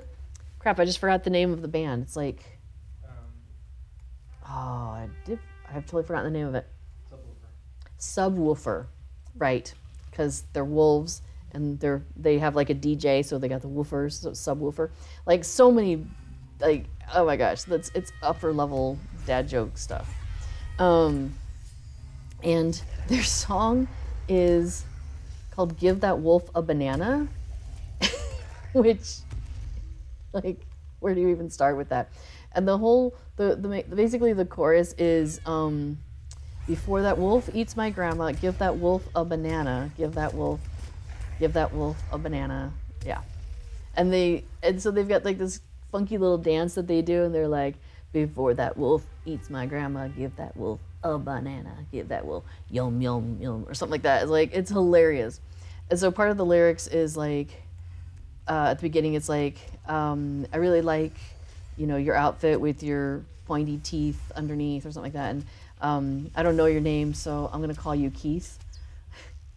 And then later on, like in the next verse, he's like, well, if you don't like the name Keith, I'm going to call you Jim. Like, just so random. So if you don't like the name George, I can call you Jim instead if you prefer.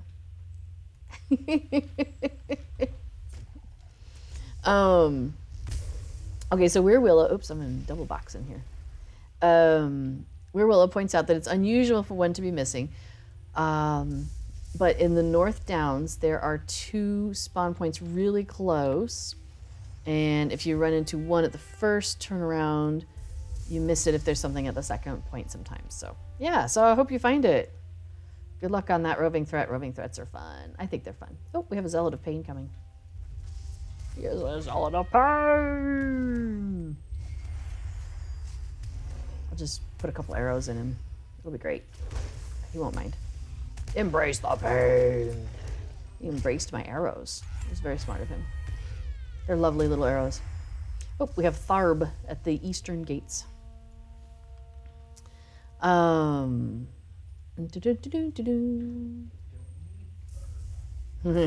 need him. Oh, wow. Talk about a bit of a counter-attack there. There was a few in there. I say was. I assumed you've already taken them all out. Oops. What did I do?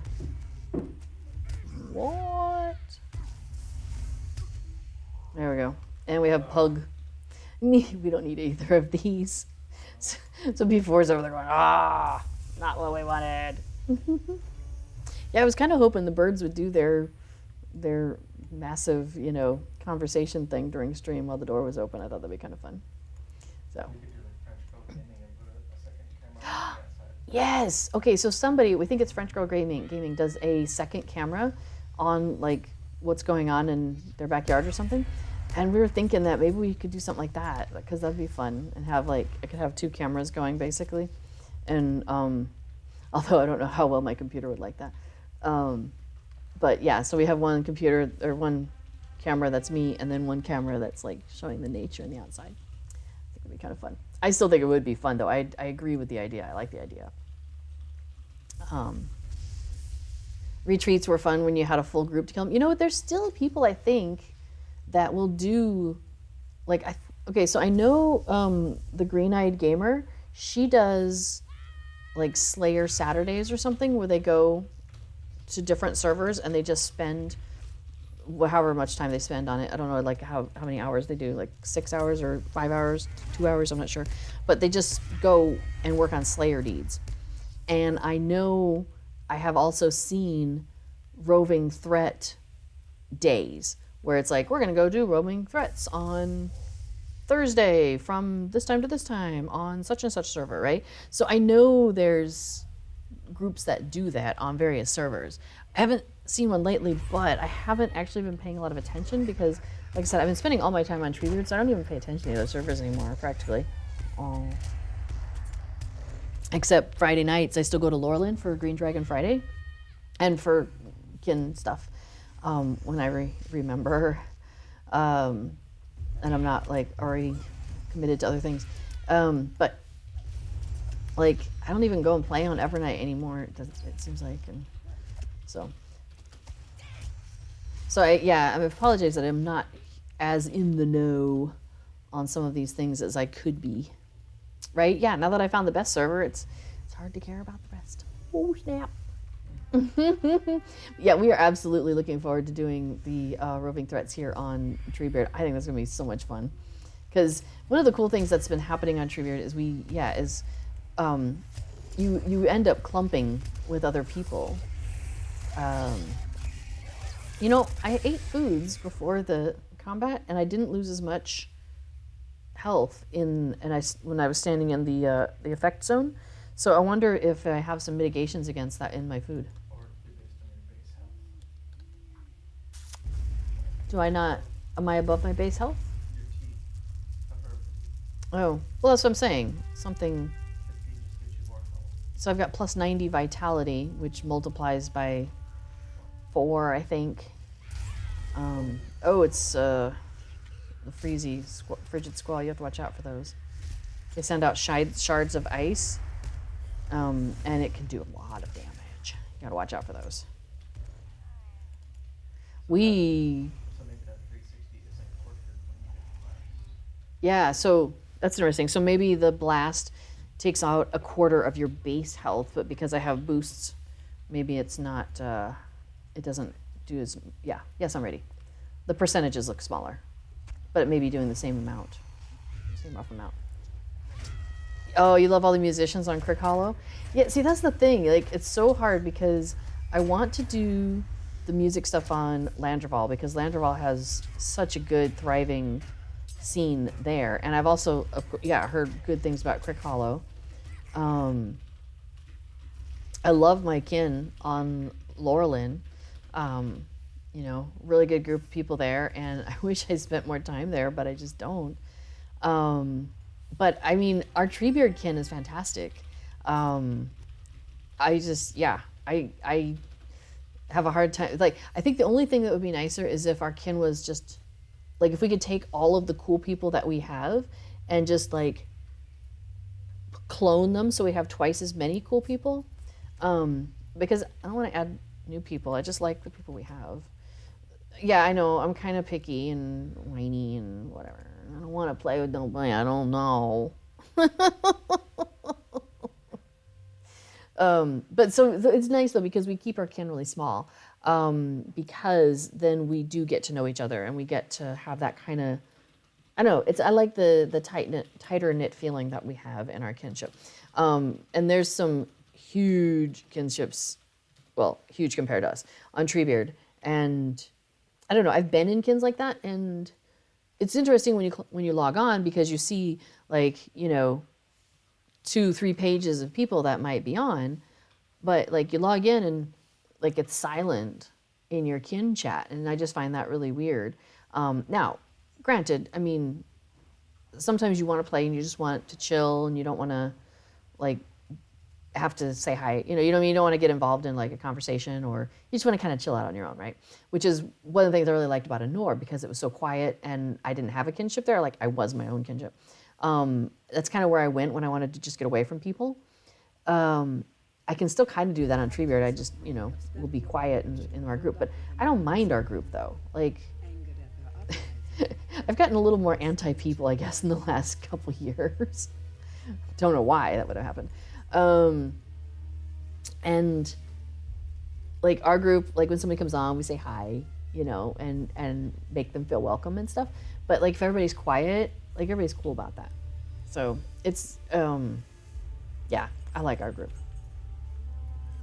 We had a really good group on Evernight for a little while too. That one kind of frittered out though, so that those folks aren't really together as a cohesive unit anymore. If people had real life stuff come up, or were busy with other groups that they already had committed to before we all got to know each other. So that kind of was cool for a little while though. So I really hope that we can keep our Treebeard group as awesome as it is.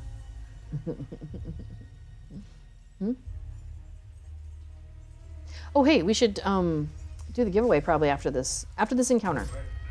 After this skirmish. So after we're done with the defense of the Prancing Pony, after this Prancing Pony has been defended successfully, we will do the drawing. So we've got 100 Lotra points on the line. So if you want in on this, you put ! giveaway into the chat. You only need to enter once. You should get a little whisper from MooBot to let you know that you are entered. And we will draw that when we finish defending the Prancing Pony. From everybody. Even that last torchbearer that comes after Heathstraw says we're good. A torchbearer, quickly, do not allow him to reach the Prancing Pony. Yeah, and the wound taker as well. All these things. We've got our to-do list here. It's last call asterisk because we're not going to do it until after we finish the Prancing Pony. Hey, Shooting Starlights. Welcome to the chat. Yeah, that's fair. That's fair. Oh, Egg Arthur says there was a regular roaming threat weekly run on Gladden. That's cool. And Gladden is the best server, didn't you know? Let's see, did I start on Gladden? Crap, I can't remember. Well, I know I'm on Treebeard, but I did start a character on, it was either Crick Hollow or Gladden. I forget which one. I'm on almost all the servers. Yeah, I know, I kind of feel like if I get to a point where I'm like fluent in Dutch, I'm really tempted to start a character over on the French server and or the German server, one of the German servers. Just because, yeah. Because we're not, I mean, we're close. We're close to France and Germany here. So there is a bit of crossover, and then you've got, anyway, so yeah, it's a temptation. I will try to not do that because I think that would probably be not a good idea for me. I already have trouble with time issues as it is. Do I speak French or German? Not exactly. So we live in the Netherlands. I mentioned this earlier. And so we are learning Dutch. And Dutch and German have a lot of similarities in various ways, whether it's in the way it's pronounced or spelled. I'm at the point where there's times when I see something in German and I have an inkling of what it's saying because I know enough Dutch to have it look similar. And I kind of look at, there's kind of a triangle between English, Dutch, and German, that if you see a word in one of them, at least one of those other two is likely to have a word that's very similar. So it's been a little bit on easy mode as we're learning some vocabulary. Some of our Dutch vocabulary, for example, house is house. Milk is melk. Things like that. Instead of I did, it's, ik deed. Or deed. So yeah, there's some really close things between the two. So playing on the German server would be interesting because I would learn German, but I would already have a good head start on that. To the French side, I took 4.5 years of French between high school and college, so I knew a lot, and I can pronounce things still, but it's old enough that I need help. Like we went to Paris one time when we were deciding where we wanted to live, so we did like a 2-week trip through parts of Europe. And so we did spend a week in Paris on our way out. That was like our last place. And so I got to speak some French while we were there. And that was pretty cool. I quite enjoyed that. I suppose we should go and say a second. But I did get out my Google Translate, and I'd be like, okay, here are the words. This is what I'm trying to say. Like, can I have the bill, please? And I couldn't remember how to say that in French. So, but yeah, I guess part of it helps that I was still a teenager when I started learning it. So maybe that helps or maybe I just had a really good teacher in terms of, working on our pronunciation. And I was like, I don't know, I was an A student. So I still remember a bit of it. And it's, when I see it, I can still pronounce it pretty well. At least it sounds good in my head. And yes, Dutch people are everywhere. Dutch people are everywhere. I mean, they were quite involved in the early years of the U.S., so. Okay, so let's see. Maybe a couple of small things are the same, but most are between Dutch and German. Well, for example, like leaving, like the outhang in Dutch. It also has a similar look in German, like the something. I mean, it looks very. It has. I don't know. It has a similar structure, and so I'm like, oh, out, got it. Yes. Although, as you say, Egg Arthur says, watch out for false friends. Le faux ami. And that is something we do talk about. Yeah, is had the false friends. There's one that will. In English, I will, blah, blah, blah, as opposed to in Dutch, will is like would like to. So when I'm saying like, oh, I'll go to I'll go to the kitchen for blah, blah, blah, I start to say, in Dutch, ik wil. And I'm like, oh, that's the wrong thing. I mean, yes, it also, maybe I would like to also, but that's not what I'm trying to say. And so that kind of like, I have to, yeah, that's one of the false friends that catches me out big time. Oh, I see what you're saying, between English and German. Although rat and rat between English and Dutch is pretty much the same. So that's kind of funny. Mm-hmm. De rat. Cadeau. So that's funny too. No. We're going to do the giveaway. Okay, so last chance. You have like 60 seconds here. If you still want to get in the giveaway and you haven't yet, for 100 Lotra points, put ! giveaway in the chat right now. The giveaway is about to close. And we're gonna post a winner. And then if you're in the chat, say something. And before we'll reach out to you with a code that you will enter in the game. So so back to the language thing. So like, I've noticed also that the Dutch borrow words from French a lot, also from French. And so like gift is cadeau a lot, things like that. So I kind of have like a little bit of an extra step in that regard. But the problem is, I don't always remember which language the word actually goes to. So I'll be trying to think of, oh, what's the word for gift? And they're like, cadeau. I'm like, no, that's French. It's like, yeah, it's also the same thing. It's the one. I'm like, oh, okay. So it's like it both helps me and hinders me at the same time. It's just, I think you just have to have that like repetition. What was it we were working on? We were talking about something in class, because we have class on Mondays and Wednesdays now. And so we were talking about something yesterday in class. I think we were talking about like the sentence structure, because we're still learning about, so there are some words that, like some conjunctions. So like, because, if, things like that, that, you might say, I will ride my bike if it's sunny or if it's not raining. And the way that structure the sentence after that conjunction is done can be different depending on what conjunction word you're using. Like there's two words that mean because, and if you use one of them, the sentence goes, would be if it's not raining. And if you use the other one, it would be if raining it is not. Or, like, anyway, it's just, so it's just practice, because yes, you can sit there and be like, dat, subject rest verbum, verbum subject rest. Like you can try and walk your way through it, but it gets to a point where you just hear it and it sounds right. And that's where I need to be.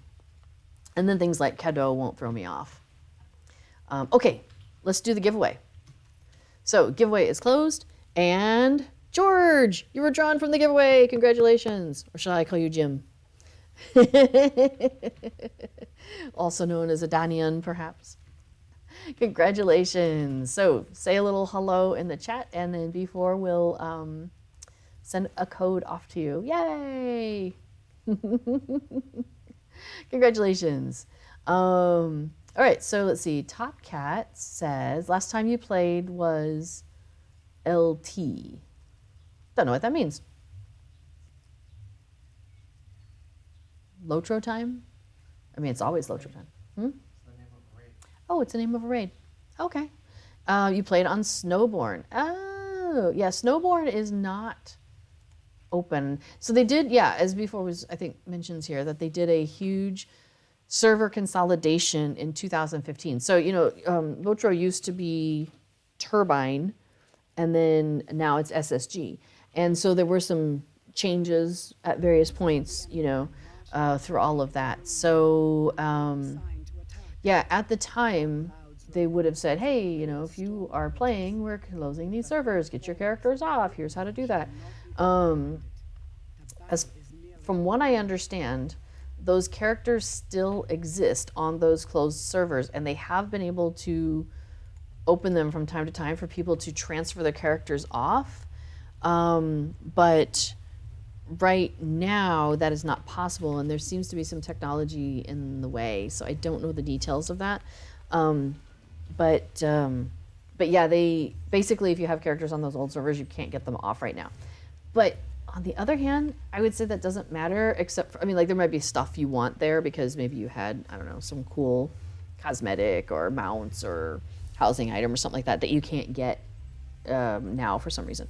But I would say the game has probably changed enough. There's a lot of like quality of life adjustments, or you know, the way that virtues are done, legendary items are different. Like all these things have probably changed enough since last time you played that starting from scratch is probably the better way to go anyway. So, I mean, if you were coming back, which I would absolutely recommend, I would have recommended it like 24 hours ago though, because you just missed out on some really cool stuff. But you can still get in and get a bunch of stuff. So I would say, yeah, get in on that. Frigid Squall, by the way. So don't freeze yourself to death. Okay. Anyway, I would say, yeah, pick a server and just start over. Because that way you'll have the experience from the beginning, and you might have things where you come across and you're like, oh yeah, I remember this, or oh, this is familiar, or whatever, so that you'll have some fun rediscovering things too. And I think it's there's definitely a lot of value in that. It's funny because I will start a new character and go through like the opening storyline sometimes, or whatnot, or I'm going through the epic line, and I'm like, oh wow, you know, this I remember doing this before, but I didn't quite connect, you know, these dots that they gave us, and you know, like I discover something new often enough that it's worth it just to go and do the experience. That's why I'm hesitant to do a Valar on any of my characters, because I don't want to miss any part of the journey. Oh, cool. Did you get a whisper off to awesome. Cool. Thank you. Yay! Yeah, I think this will probably be our last skirmish, because it is coming up on 8 o'clock our time, and the Eurovision pre-show is on at 8:30, so that'll give us a little bit of time to like grab food and stuff like that. So, okay, so you guys were talking about, let's see, the last patch you played was Rohan. Nice. Oh, you started playing from day one. Nice. When you could buy a life pass for 100. Oh, you are lucky. Yeah, they don't do that anymore. There are not any life time things now. Oh, hey, this is one apparently we've been looking for. All right, cool. But if you have a lifetime account, you still have a lifetime account. Like, that doesn't go away. Woohoo! Skirmish instances, Ford of Runin. We have finished. I have Forded Runin. Oh, that might be a good title, actually. Put on. Let's think about that. Let's see. So I completed the deed. Yes, thank you. Now, let's get that out of the way. What do I think? Servant of Process or Forded Brunin? I'm going to still be a Servant of Process because I just love all the text they put in there. It cracks me up. And that's a funny quest. But you are now Forded Brunin. Yes, Affadil, Forded Brunin. Very nice. Excellent. So what does it feel like cheating when you pass crafting materials to your alts? It's not. You spend all that time gathering for your friends and family. So it's only fair that you share the wealth. Absolutely. Let's see. Top Cat was asking about what's the max level these days, and that is 140. Is Ettenmore still a thing? Yes, it's active. It's more active on some servers than others. There's two that always get mentioned. Evernight and I think Arkenstone are the busiest with that. Now on the servers, forums, on the forums, there's a conversation being had about PvMP. So if that is something that still interests you, you might want to check that out and engage in that conversation if you have any opinions on the matter. Now, of course, you haven't played in a while, but on the other hand, you might have an opinion that's from the past, and it might have some interesting nuances to bring to the conversation. So, Orion, I think it is, was a Lotro dev back in the beginning times, and they left and went and did other things, and they have just recently come back into the SSG fold. So they have started the conversation anew about PvMP because they were very active in that back in the day. So I don't know if things are gonna, I don't know what's the game plan with that, but yeah, like literal game plan. But yeah, for anybody who's into the PvMP stuff, if you have opinions or want your opinion heard, there is a very active thread that was started about that over on the forums.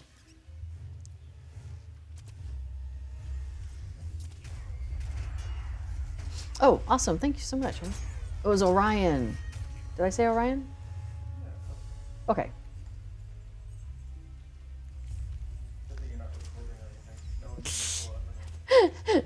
He says it's a good thing you're not recording or anything because then no one will ever know. So yeah, standard servers, the cap is 140. Here on Treebeard, we are at 60. We will be at 60 until we get to the next one, which is Mirkwood. What's it called? It's not just called Mirkwood. It's called the something of Mirkwood, isn't it? Siege. The Siege of Mirkwood. Thank you. So when we start sieging Mirkwood, we'll go up to 65, and that will be at the end of June. They said the day. I think it was like the 27th or 28th. It's probably on my calendar. Shadowfax is at 95 already.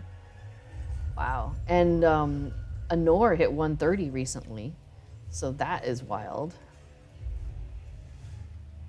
Like, I was playing on Anor when the cap was like 70, 75, 80, 85. And then I was just like, oh, I can't keep up. But like I said, I didn't start when it started. So I was always chasing cap. And because it was going up every 3 to 4 months, 3 to 5 months, I couldn't keep up with it. That's one of the reasons why I really am loving Treebeard, because we have 6 months between each of the releases.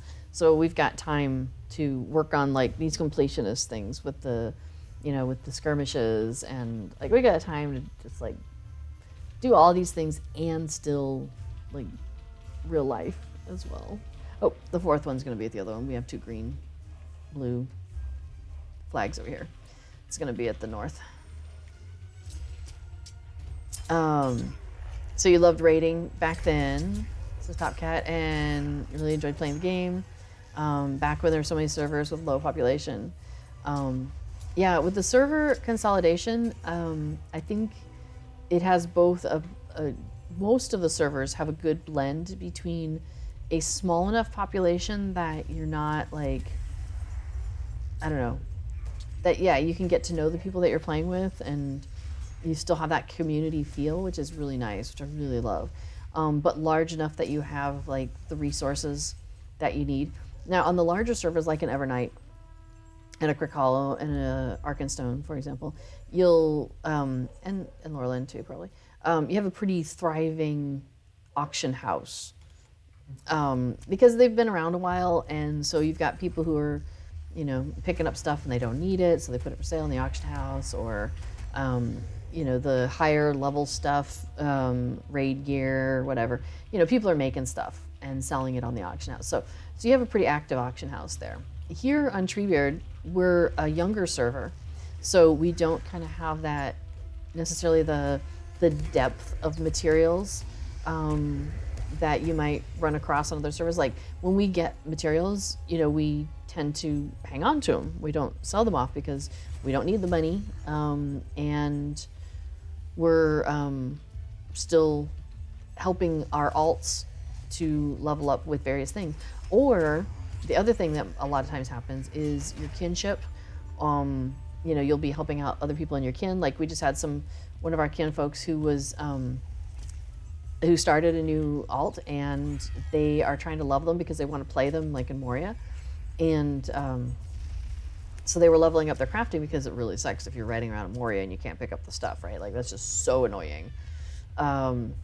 Yeah, so we were like, here, have this pile of 500, things that you can leather and whatnot, right? So we're still doing a lot of that. And the other thing is you find on these smaller servers, like the legendary servers, that it's really cool because you reach out and like just in world chat or whatever, and somebody, can help you out. Like there'll be like a level 16 person. They're like, man, I really could use some better armor, I think. And it's like, yeah, 10 people will be like, sure, I can make that for you.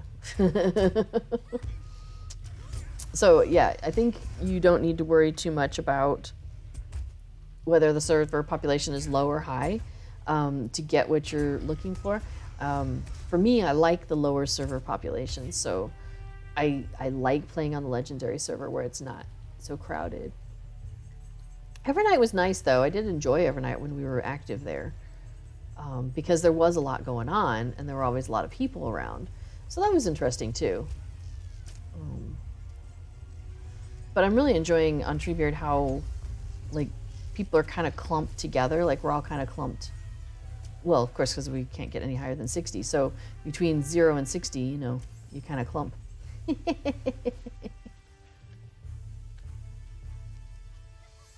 Now, once we get to 65 and 70 and 85 and all that, it might clump, it might pull out a little bit, and it makes me wonder how it'll be for people who are just joining the server at that point. Like, how hard is that going to be for them to feel like they can be a part of it and be engaged? We'll just have to see.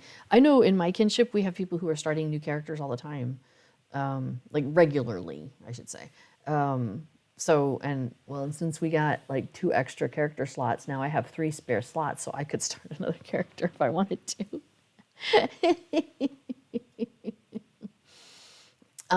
Let's see. Before it says, thanks to the server consolidation, it feels like the servers generally have a healthier population. MMO economies are so inflationary sometimes, though. And it can make it hard for a new character to buy something, or a new player when they're joining a new server. That can be it is always a really strange position to be in when you're starting a character on a new server. And you're like, I can't even get to 2 gold. Like we have alt accounts that we use for playing music together on Evernight and on Laurelin. And so we had totally forgotten about them with this 15th anniversary stuff, and remembered yesterday, which was the last day to log in and get all the goodies. So we went through and logged in every single one of them yesterday before we forgot. And I was trying to shove things in the vaults because they just have their standard bag, which has like 40 spots or something like that, maybe 45. So I was like throwing stuff in their vault because I haven't spent money on these alt accounts. They're just free to play accounts. And so they don't have shared storage, so it's just their vault. But you can, upgrade that with in-game money. But I have characters that, like, it's 45 silver for the next upgrade, and I don't have it. Like, those characters don't have it. And it's really funny. So, yeah, it can feel just so, famine in sometimes when you're starting on a new server. Like, I remember I was playing a new character, I think it was when I started on Landreval, and I was going to import my characters from another server, but I hadn't done that yet, so I didn't have any resources. I didn't have anybody there. I was just starting the first character there. And somebody, like, was offering, like, a loot box. Like, you had to take a loot box, and they would give you 2 gold. I was like, yeah, sign me up. I'll take your 2 gold, because I got nothing. Whereas opposed to now, like before it says, like he has 700, I have 600 gold spread across all of our characters. But over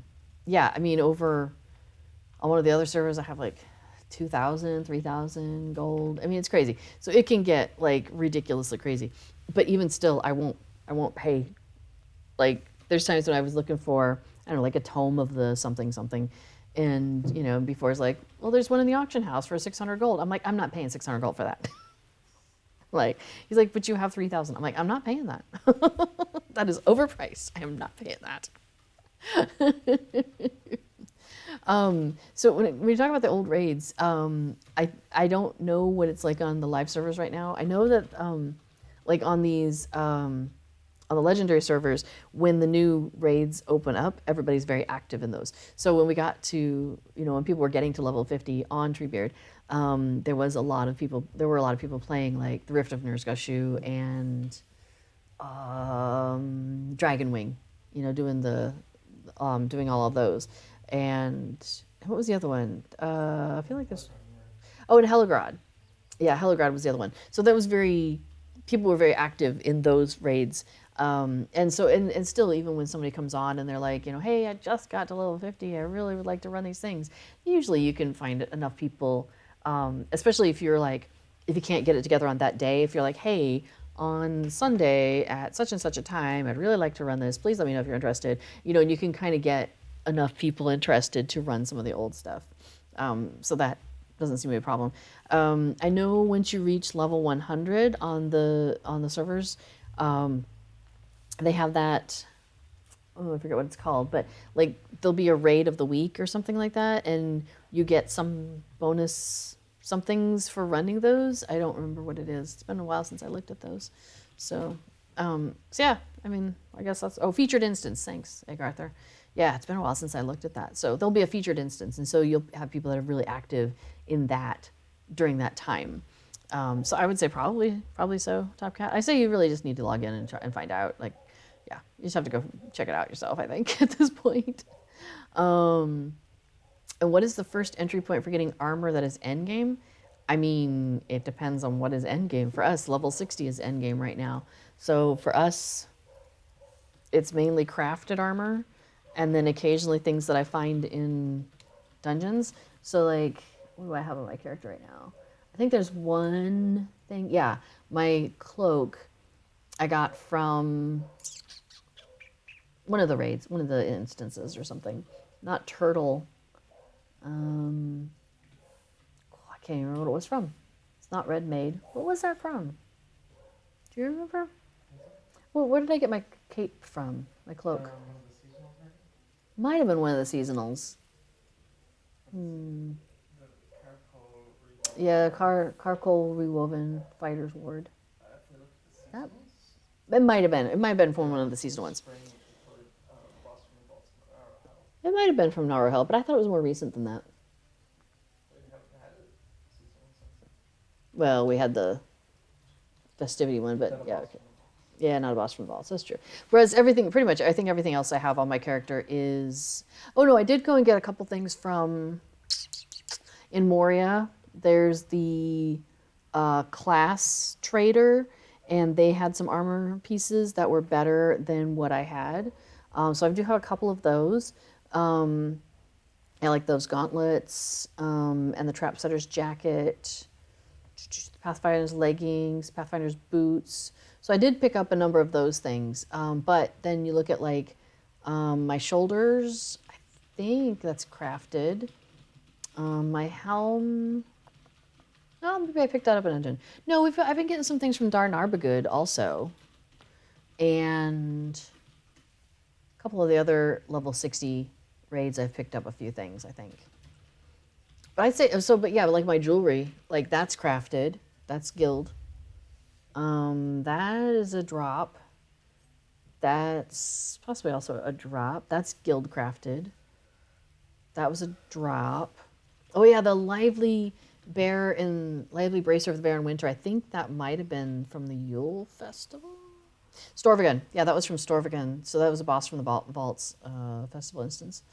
I think those drops. And then, of course, I have my petrified goat dropping because it's just hilarious.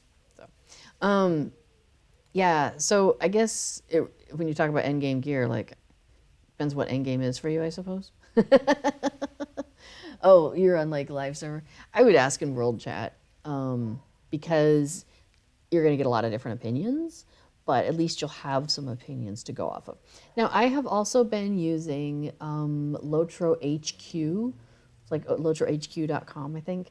And they have definite opinions on what your end game stuff should look like, and what your trait tree should look like, and what your legendaries should look like, and all of that. But it can be, even if you don't agree with what they have, it can be really informative in terms of like getting you to think about some different ways of approaching things. So I have found their website really useful, and a really cool site for, you know, getting some ideas, especially for my characters. Like, I'm trying to get legendaries on all my characters on here, even if I'm not really playing them. So I've got like a warden, and I'm like, I have no idea what legendaries I should be getting for a warden. Who knows? So, you know, I definitely would go to Lotro HQ for that, and they've started putting things in for like legendary server. So if you're on a, you know, a smaller cap server, they have information as well, which is nice. So Hero Vision, welcome. Asks what's the best server to play on for a US player, and what's the most populated in that regard. Navajo Nate says Gladden is a good server. I will say Landreval is also a very good populated, heavily populated server as well. I mean, I don't think you can go wrong with those. Arkenstone, I've heard, is good. I like Landreval because it has the music scene is very thriving, and I enjoy those. But it is a US based server, and a lot of people do things on US time, so they're having these concerts at like 8 o'clock US time, Eastern, which is like, that's great, but that's like 2 o'clock in the morning for me, and I've gone to bed. Or if I haven't gone to bed, I should have. So yeah, so Landreval is always my favorite. For role playing, Landreval does a lot of role playing because of the music scene. A lot of the people in the music scene do a lot of role playing. I should say that. Let's see, US role playing, I'm not sure, but Laura Lynn is also like a huge role playing server, and that's where I go for my role playing. I have a Hobbit family that I play over on Laura Lynn, that I just love it. And so yeah, like the Hobbits, we get together on Friday nights at the Green Dragon in Bywater, 7:30 UK time, if you want to join in. And it's a lot of fun. There's people play music, people tell stories, there'll be poems. It's a lot of fun. It's great. So Narnar, you're asking, is it worth chasing better stuff before you're 140? And I don't have a good answer for that, because it's long enough that I've been out of that scene, and also I'm here to have fun. And yes, I want gear that will help me stay alive and help me do the things I want to do, which is to take out the enemies or crowd control or whatever it is I'm trying to do. But digging into like, is this gear better than this gear because of this stat, which gives me this thing, which can combine with this thing, so that makes this. And I mean, that's not my jam. I don't really enjoy a lot of those parts. I'm like, hey, where am I going here? I'm going here. RE stands for Role Playing Encouraged. So it's not a heavy RP server. There's a lot of people on Landreval that don't role play. So yeah, so Narnar, I don't have a good answer for you from my opinion. I would say ask in world chat where you are and see what people say, and take it all with a grain of salt. That's what I would do. See what really connects with what you think and what you feel. You know what I mean? And try that. So yeah, yay. Yeah, it is complicated. It's very complicated. I mean, there's definitely times when you get to something like there's, I think, what was it, some level 75 gear? The stuff that Ickney turned us on to.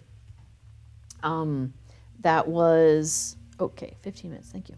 That was, where do we get it? We got it at a skirmish camp, and that was the best armor for that point for like the next 12 levels or something. Like it was really good, and it was really good beyond anything that we encountered for the next while. I think that was level 75 gear. So once in a while you have something like that, but when you get to the end game stuff, it also comes down to what do you want to do? Like, do you want to be able to go in and do tier 1 and tier 2 and tier 3 and have fun? Then that's a certain level of stuff. If you want to go in and do tier 4 and tier 5 and be like, first on the server and, you know, and all that stuff, those people are going to have some really strong opinions about what kind of gear you should have for that. And I am not the person to ask for that, because a lot of times the people who have those opinions also have a style of play that does not mesh with the way I like to play. And, you know, they use language that I don't particularly find enjoyable. So I tend to stay out of those crowds. That's really what it comes down to. I opt out because of the way they engage with other players. And there's times when I understand where they're coming from. Like we were doing a raid with somebody who was kind of on the edge of that here on Treebeard. And they were like, look, you screw this up 3 times and I'm going to kick you out of the raid.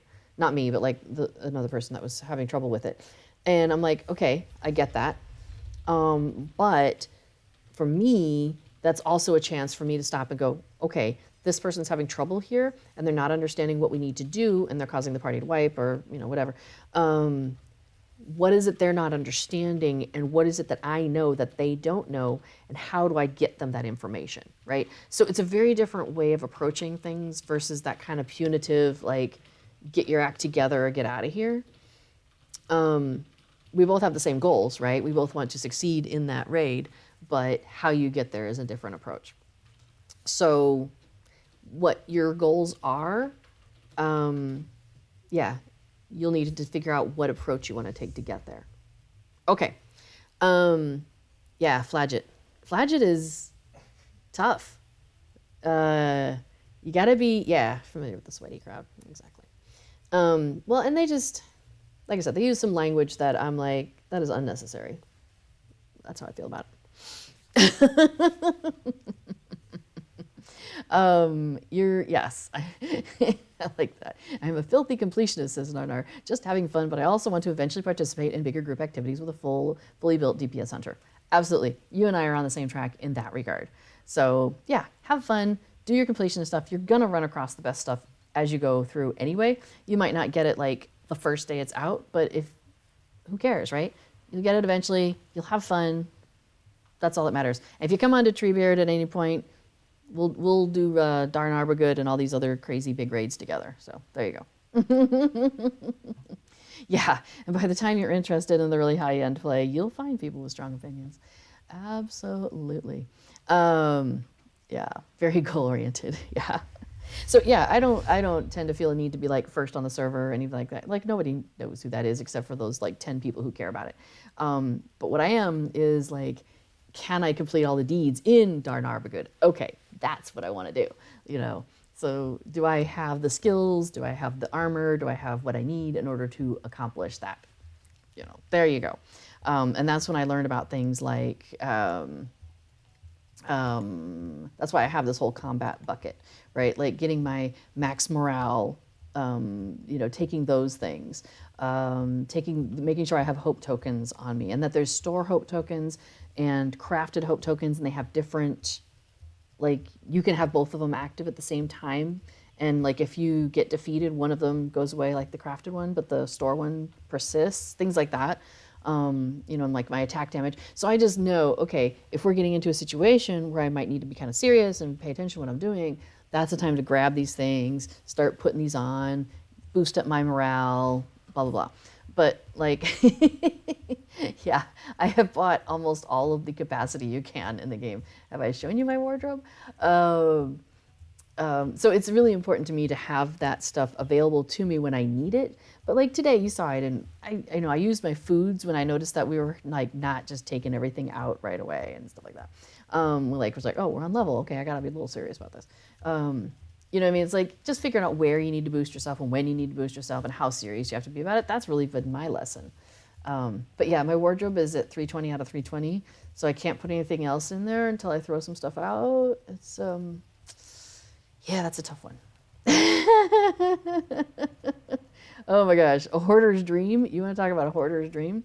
Carry-all. Let me do a search for my carry-alls. I have a large die carry-all, large housing carry-all, medium instrument carry-all, small housing carry-all, large crafting, small crafting, large crafting, large, and small. So I have 11 carry-alls, and I want more. So anyway, all right, I've got like 10 minutes before pregame starts for Eurovision tonight, so I'm gonna go. Oh yeah, is anybody on? We're gonna take a look and see if anybody's on. Are they empty? Oh no, they're not all full. I just got some of them, so they're not all completely full. Yeah, they have stuff in them. All my carry-alls have stuff in them. Like my instrument carry-all is not full, which is I am happy about that. Oh, my instrument carry-alls. Oh yeah, I was like, is that not on me? Did I leave it on my minstrel? Nay, here it is. Yeah, I've got 19 instruments in there out of a capacity of 25. But like I got the summer celebration ones because they look pretty cool last summer, and then I'm just slowly working my way through. And then of course, like when we get, who's the harp? The harp we can get later on. That one has a different sound to it. The one that you, what's it? What's his name? Gleovine. Yeah, Gleovine's harp has a different sound to it than some of the other harps, and so it's really cool. Yes, you can absolutely vault them with stuff in them. So if you put something in your carry-all that is bound or could be bound, it can have problems. That's the thing to keep an eye on. So if there's something that's like bind on not bind on, it must be bind on use. That's what you have to, because I ended up with that same situation. I had to put a ticket in. We figured out that's what it was. I got the thing out. And you have to get it, you have to take the thing out with the character that it's bound to, because nobody else can take it out of your carry-all. Oh my gosh, it's hilarious. Do we have somebody? Okay. Hey, so the Green-Eyed Gamer, you're most welcome, Narnar. I'm with you. I got you. Okay, so I'm going to call it good here. The Green-Eyed Gamer is on, and she's nice. And she's the one that does part of the crowd that does the go and take out things on various servers at various times. So if you have any questions about that, she'll be the one to check in with and ask her, because she knows things. She's a knowledgeable person. What is the weather here? It is lovely. Yeah, it's like, I don't know, 18 out or something right now. And the sun is just setting. We've got a little bit of cloud action. Yeah, it's been gorgeous. It's been raining once in a while, but I hardly even notice it. And I don't mind the rain. Like, I like things growing, so I like the rain. There we are. Okay. Oh, 18 Celsius, not Fahrenheit. All right, y'all. We're going to raid the Green-Eyed Gamer. Oh, thank you. Yeah. Thanks, everybody, for coming along. And I might consider moving my stream permanently to noon Eastern time, 6 o'clock my time. I'm going to think about it, especially since we don't have class on Thursdays anymore. Now it's on Wednesdays. So, of course, now he has a meeting on Thursdays. Well, we'll discuss this. Anyway, thanks, everybody, for coming along. And, yeah. Oh, have a great evening watching Eurovision. Thank you, Blackberry Bear. I absolutely will. I am so looking forward to it. I have lots of opinions about Eurovision stuff, so I'm really glad it's going on. Okay, anyway, I gotta go. So stick around. We'll go raid the Green-Eyed Gamer, and I will see you all next week. And in the meantime, make sure you stay in touch with your Hobbity heart there. All right? Okay, thanks, everybody. Have a great night. Bye.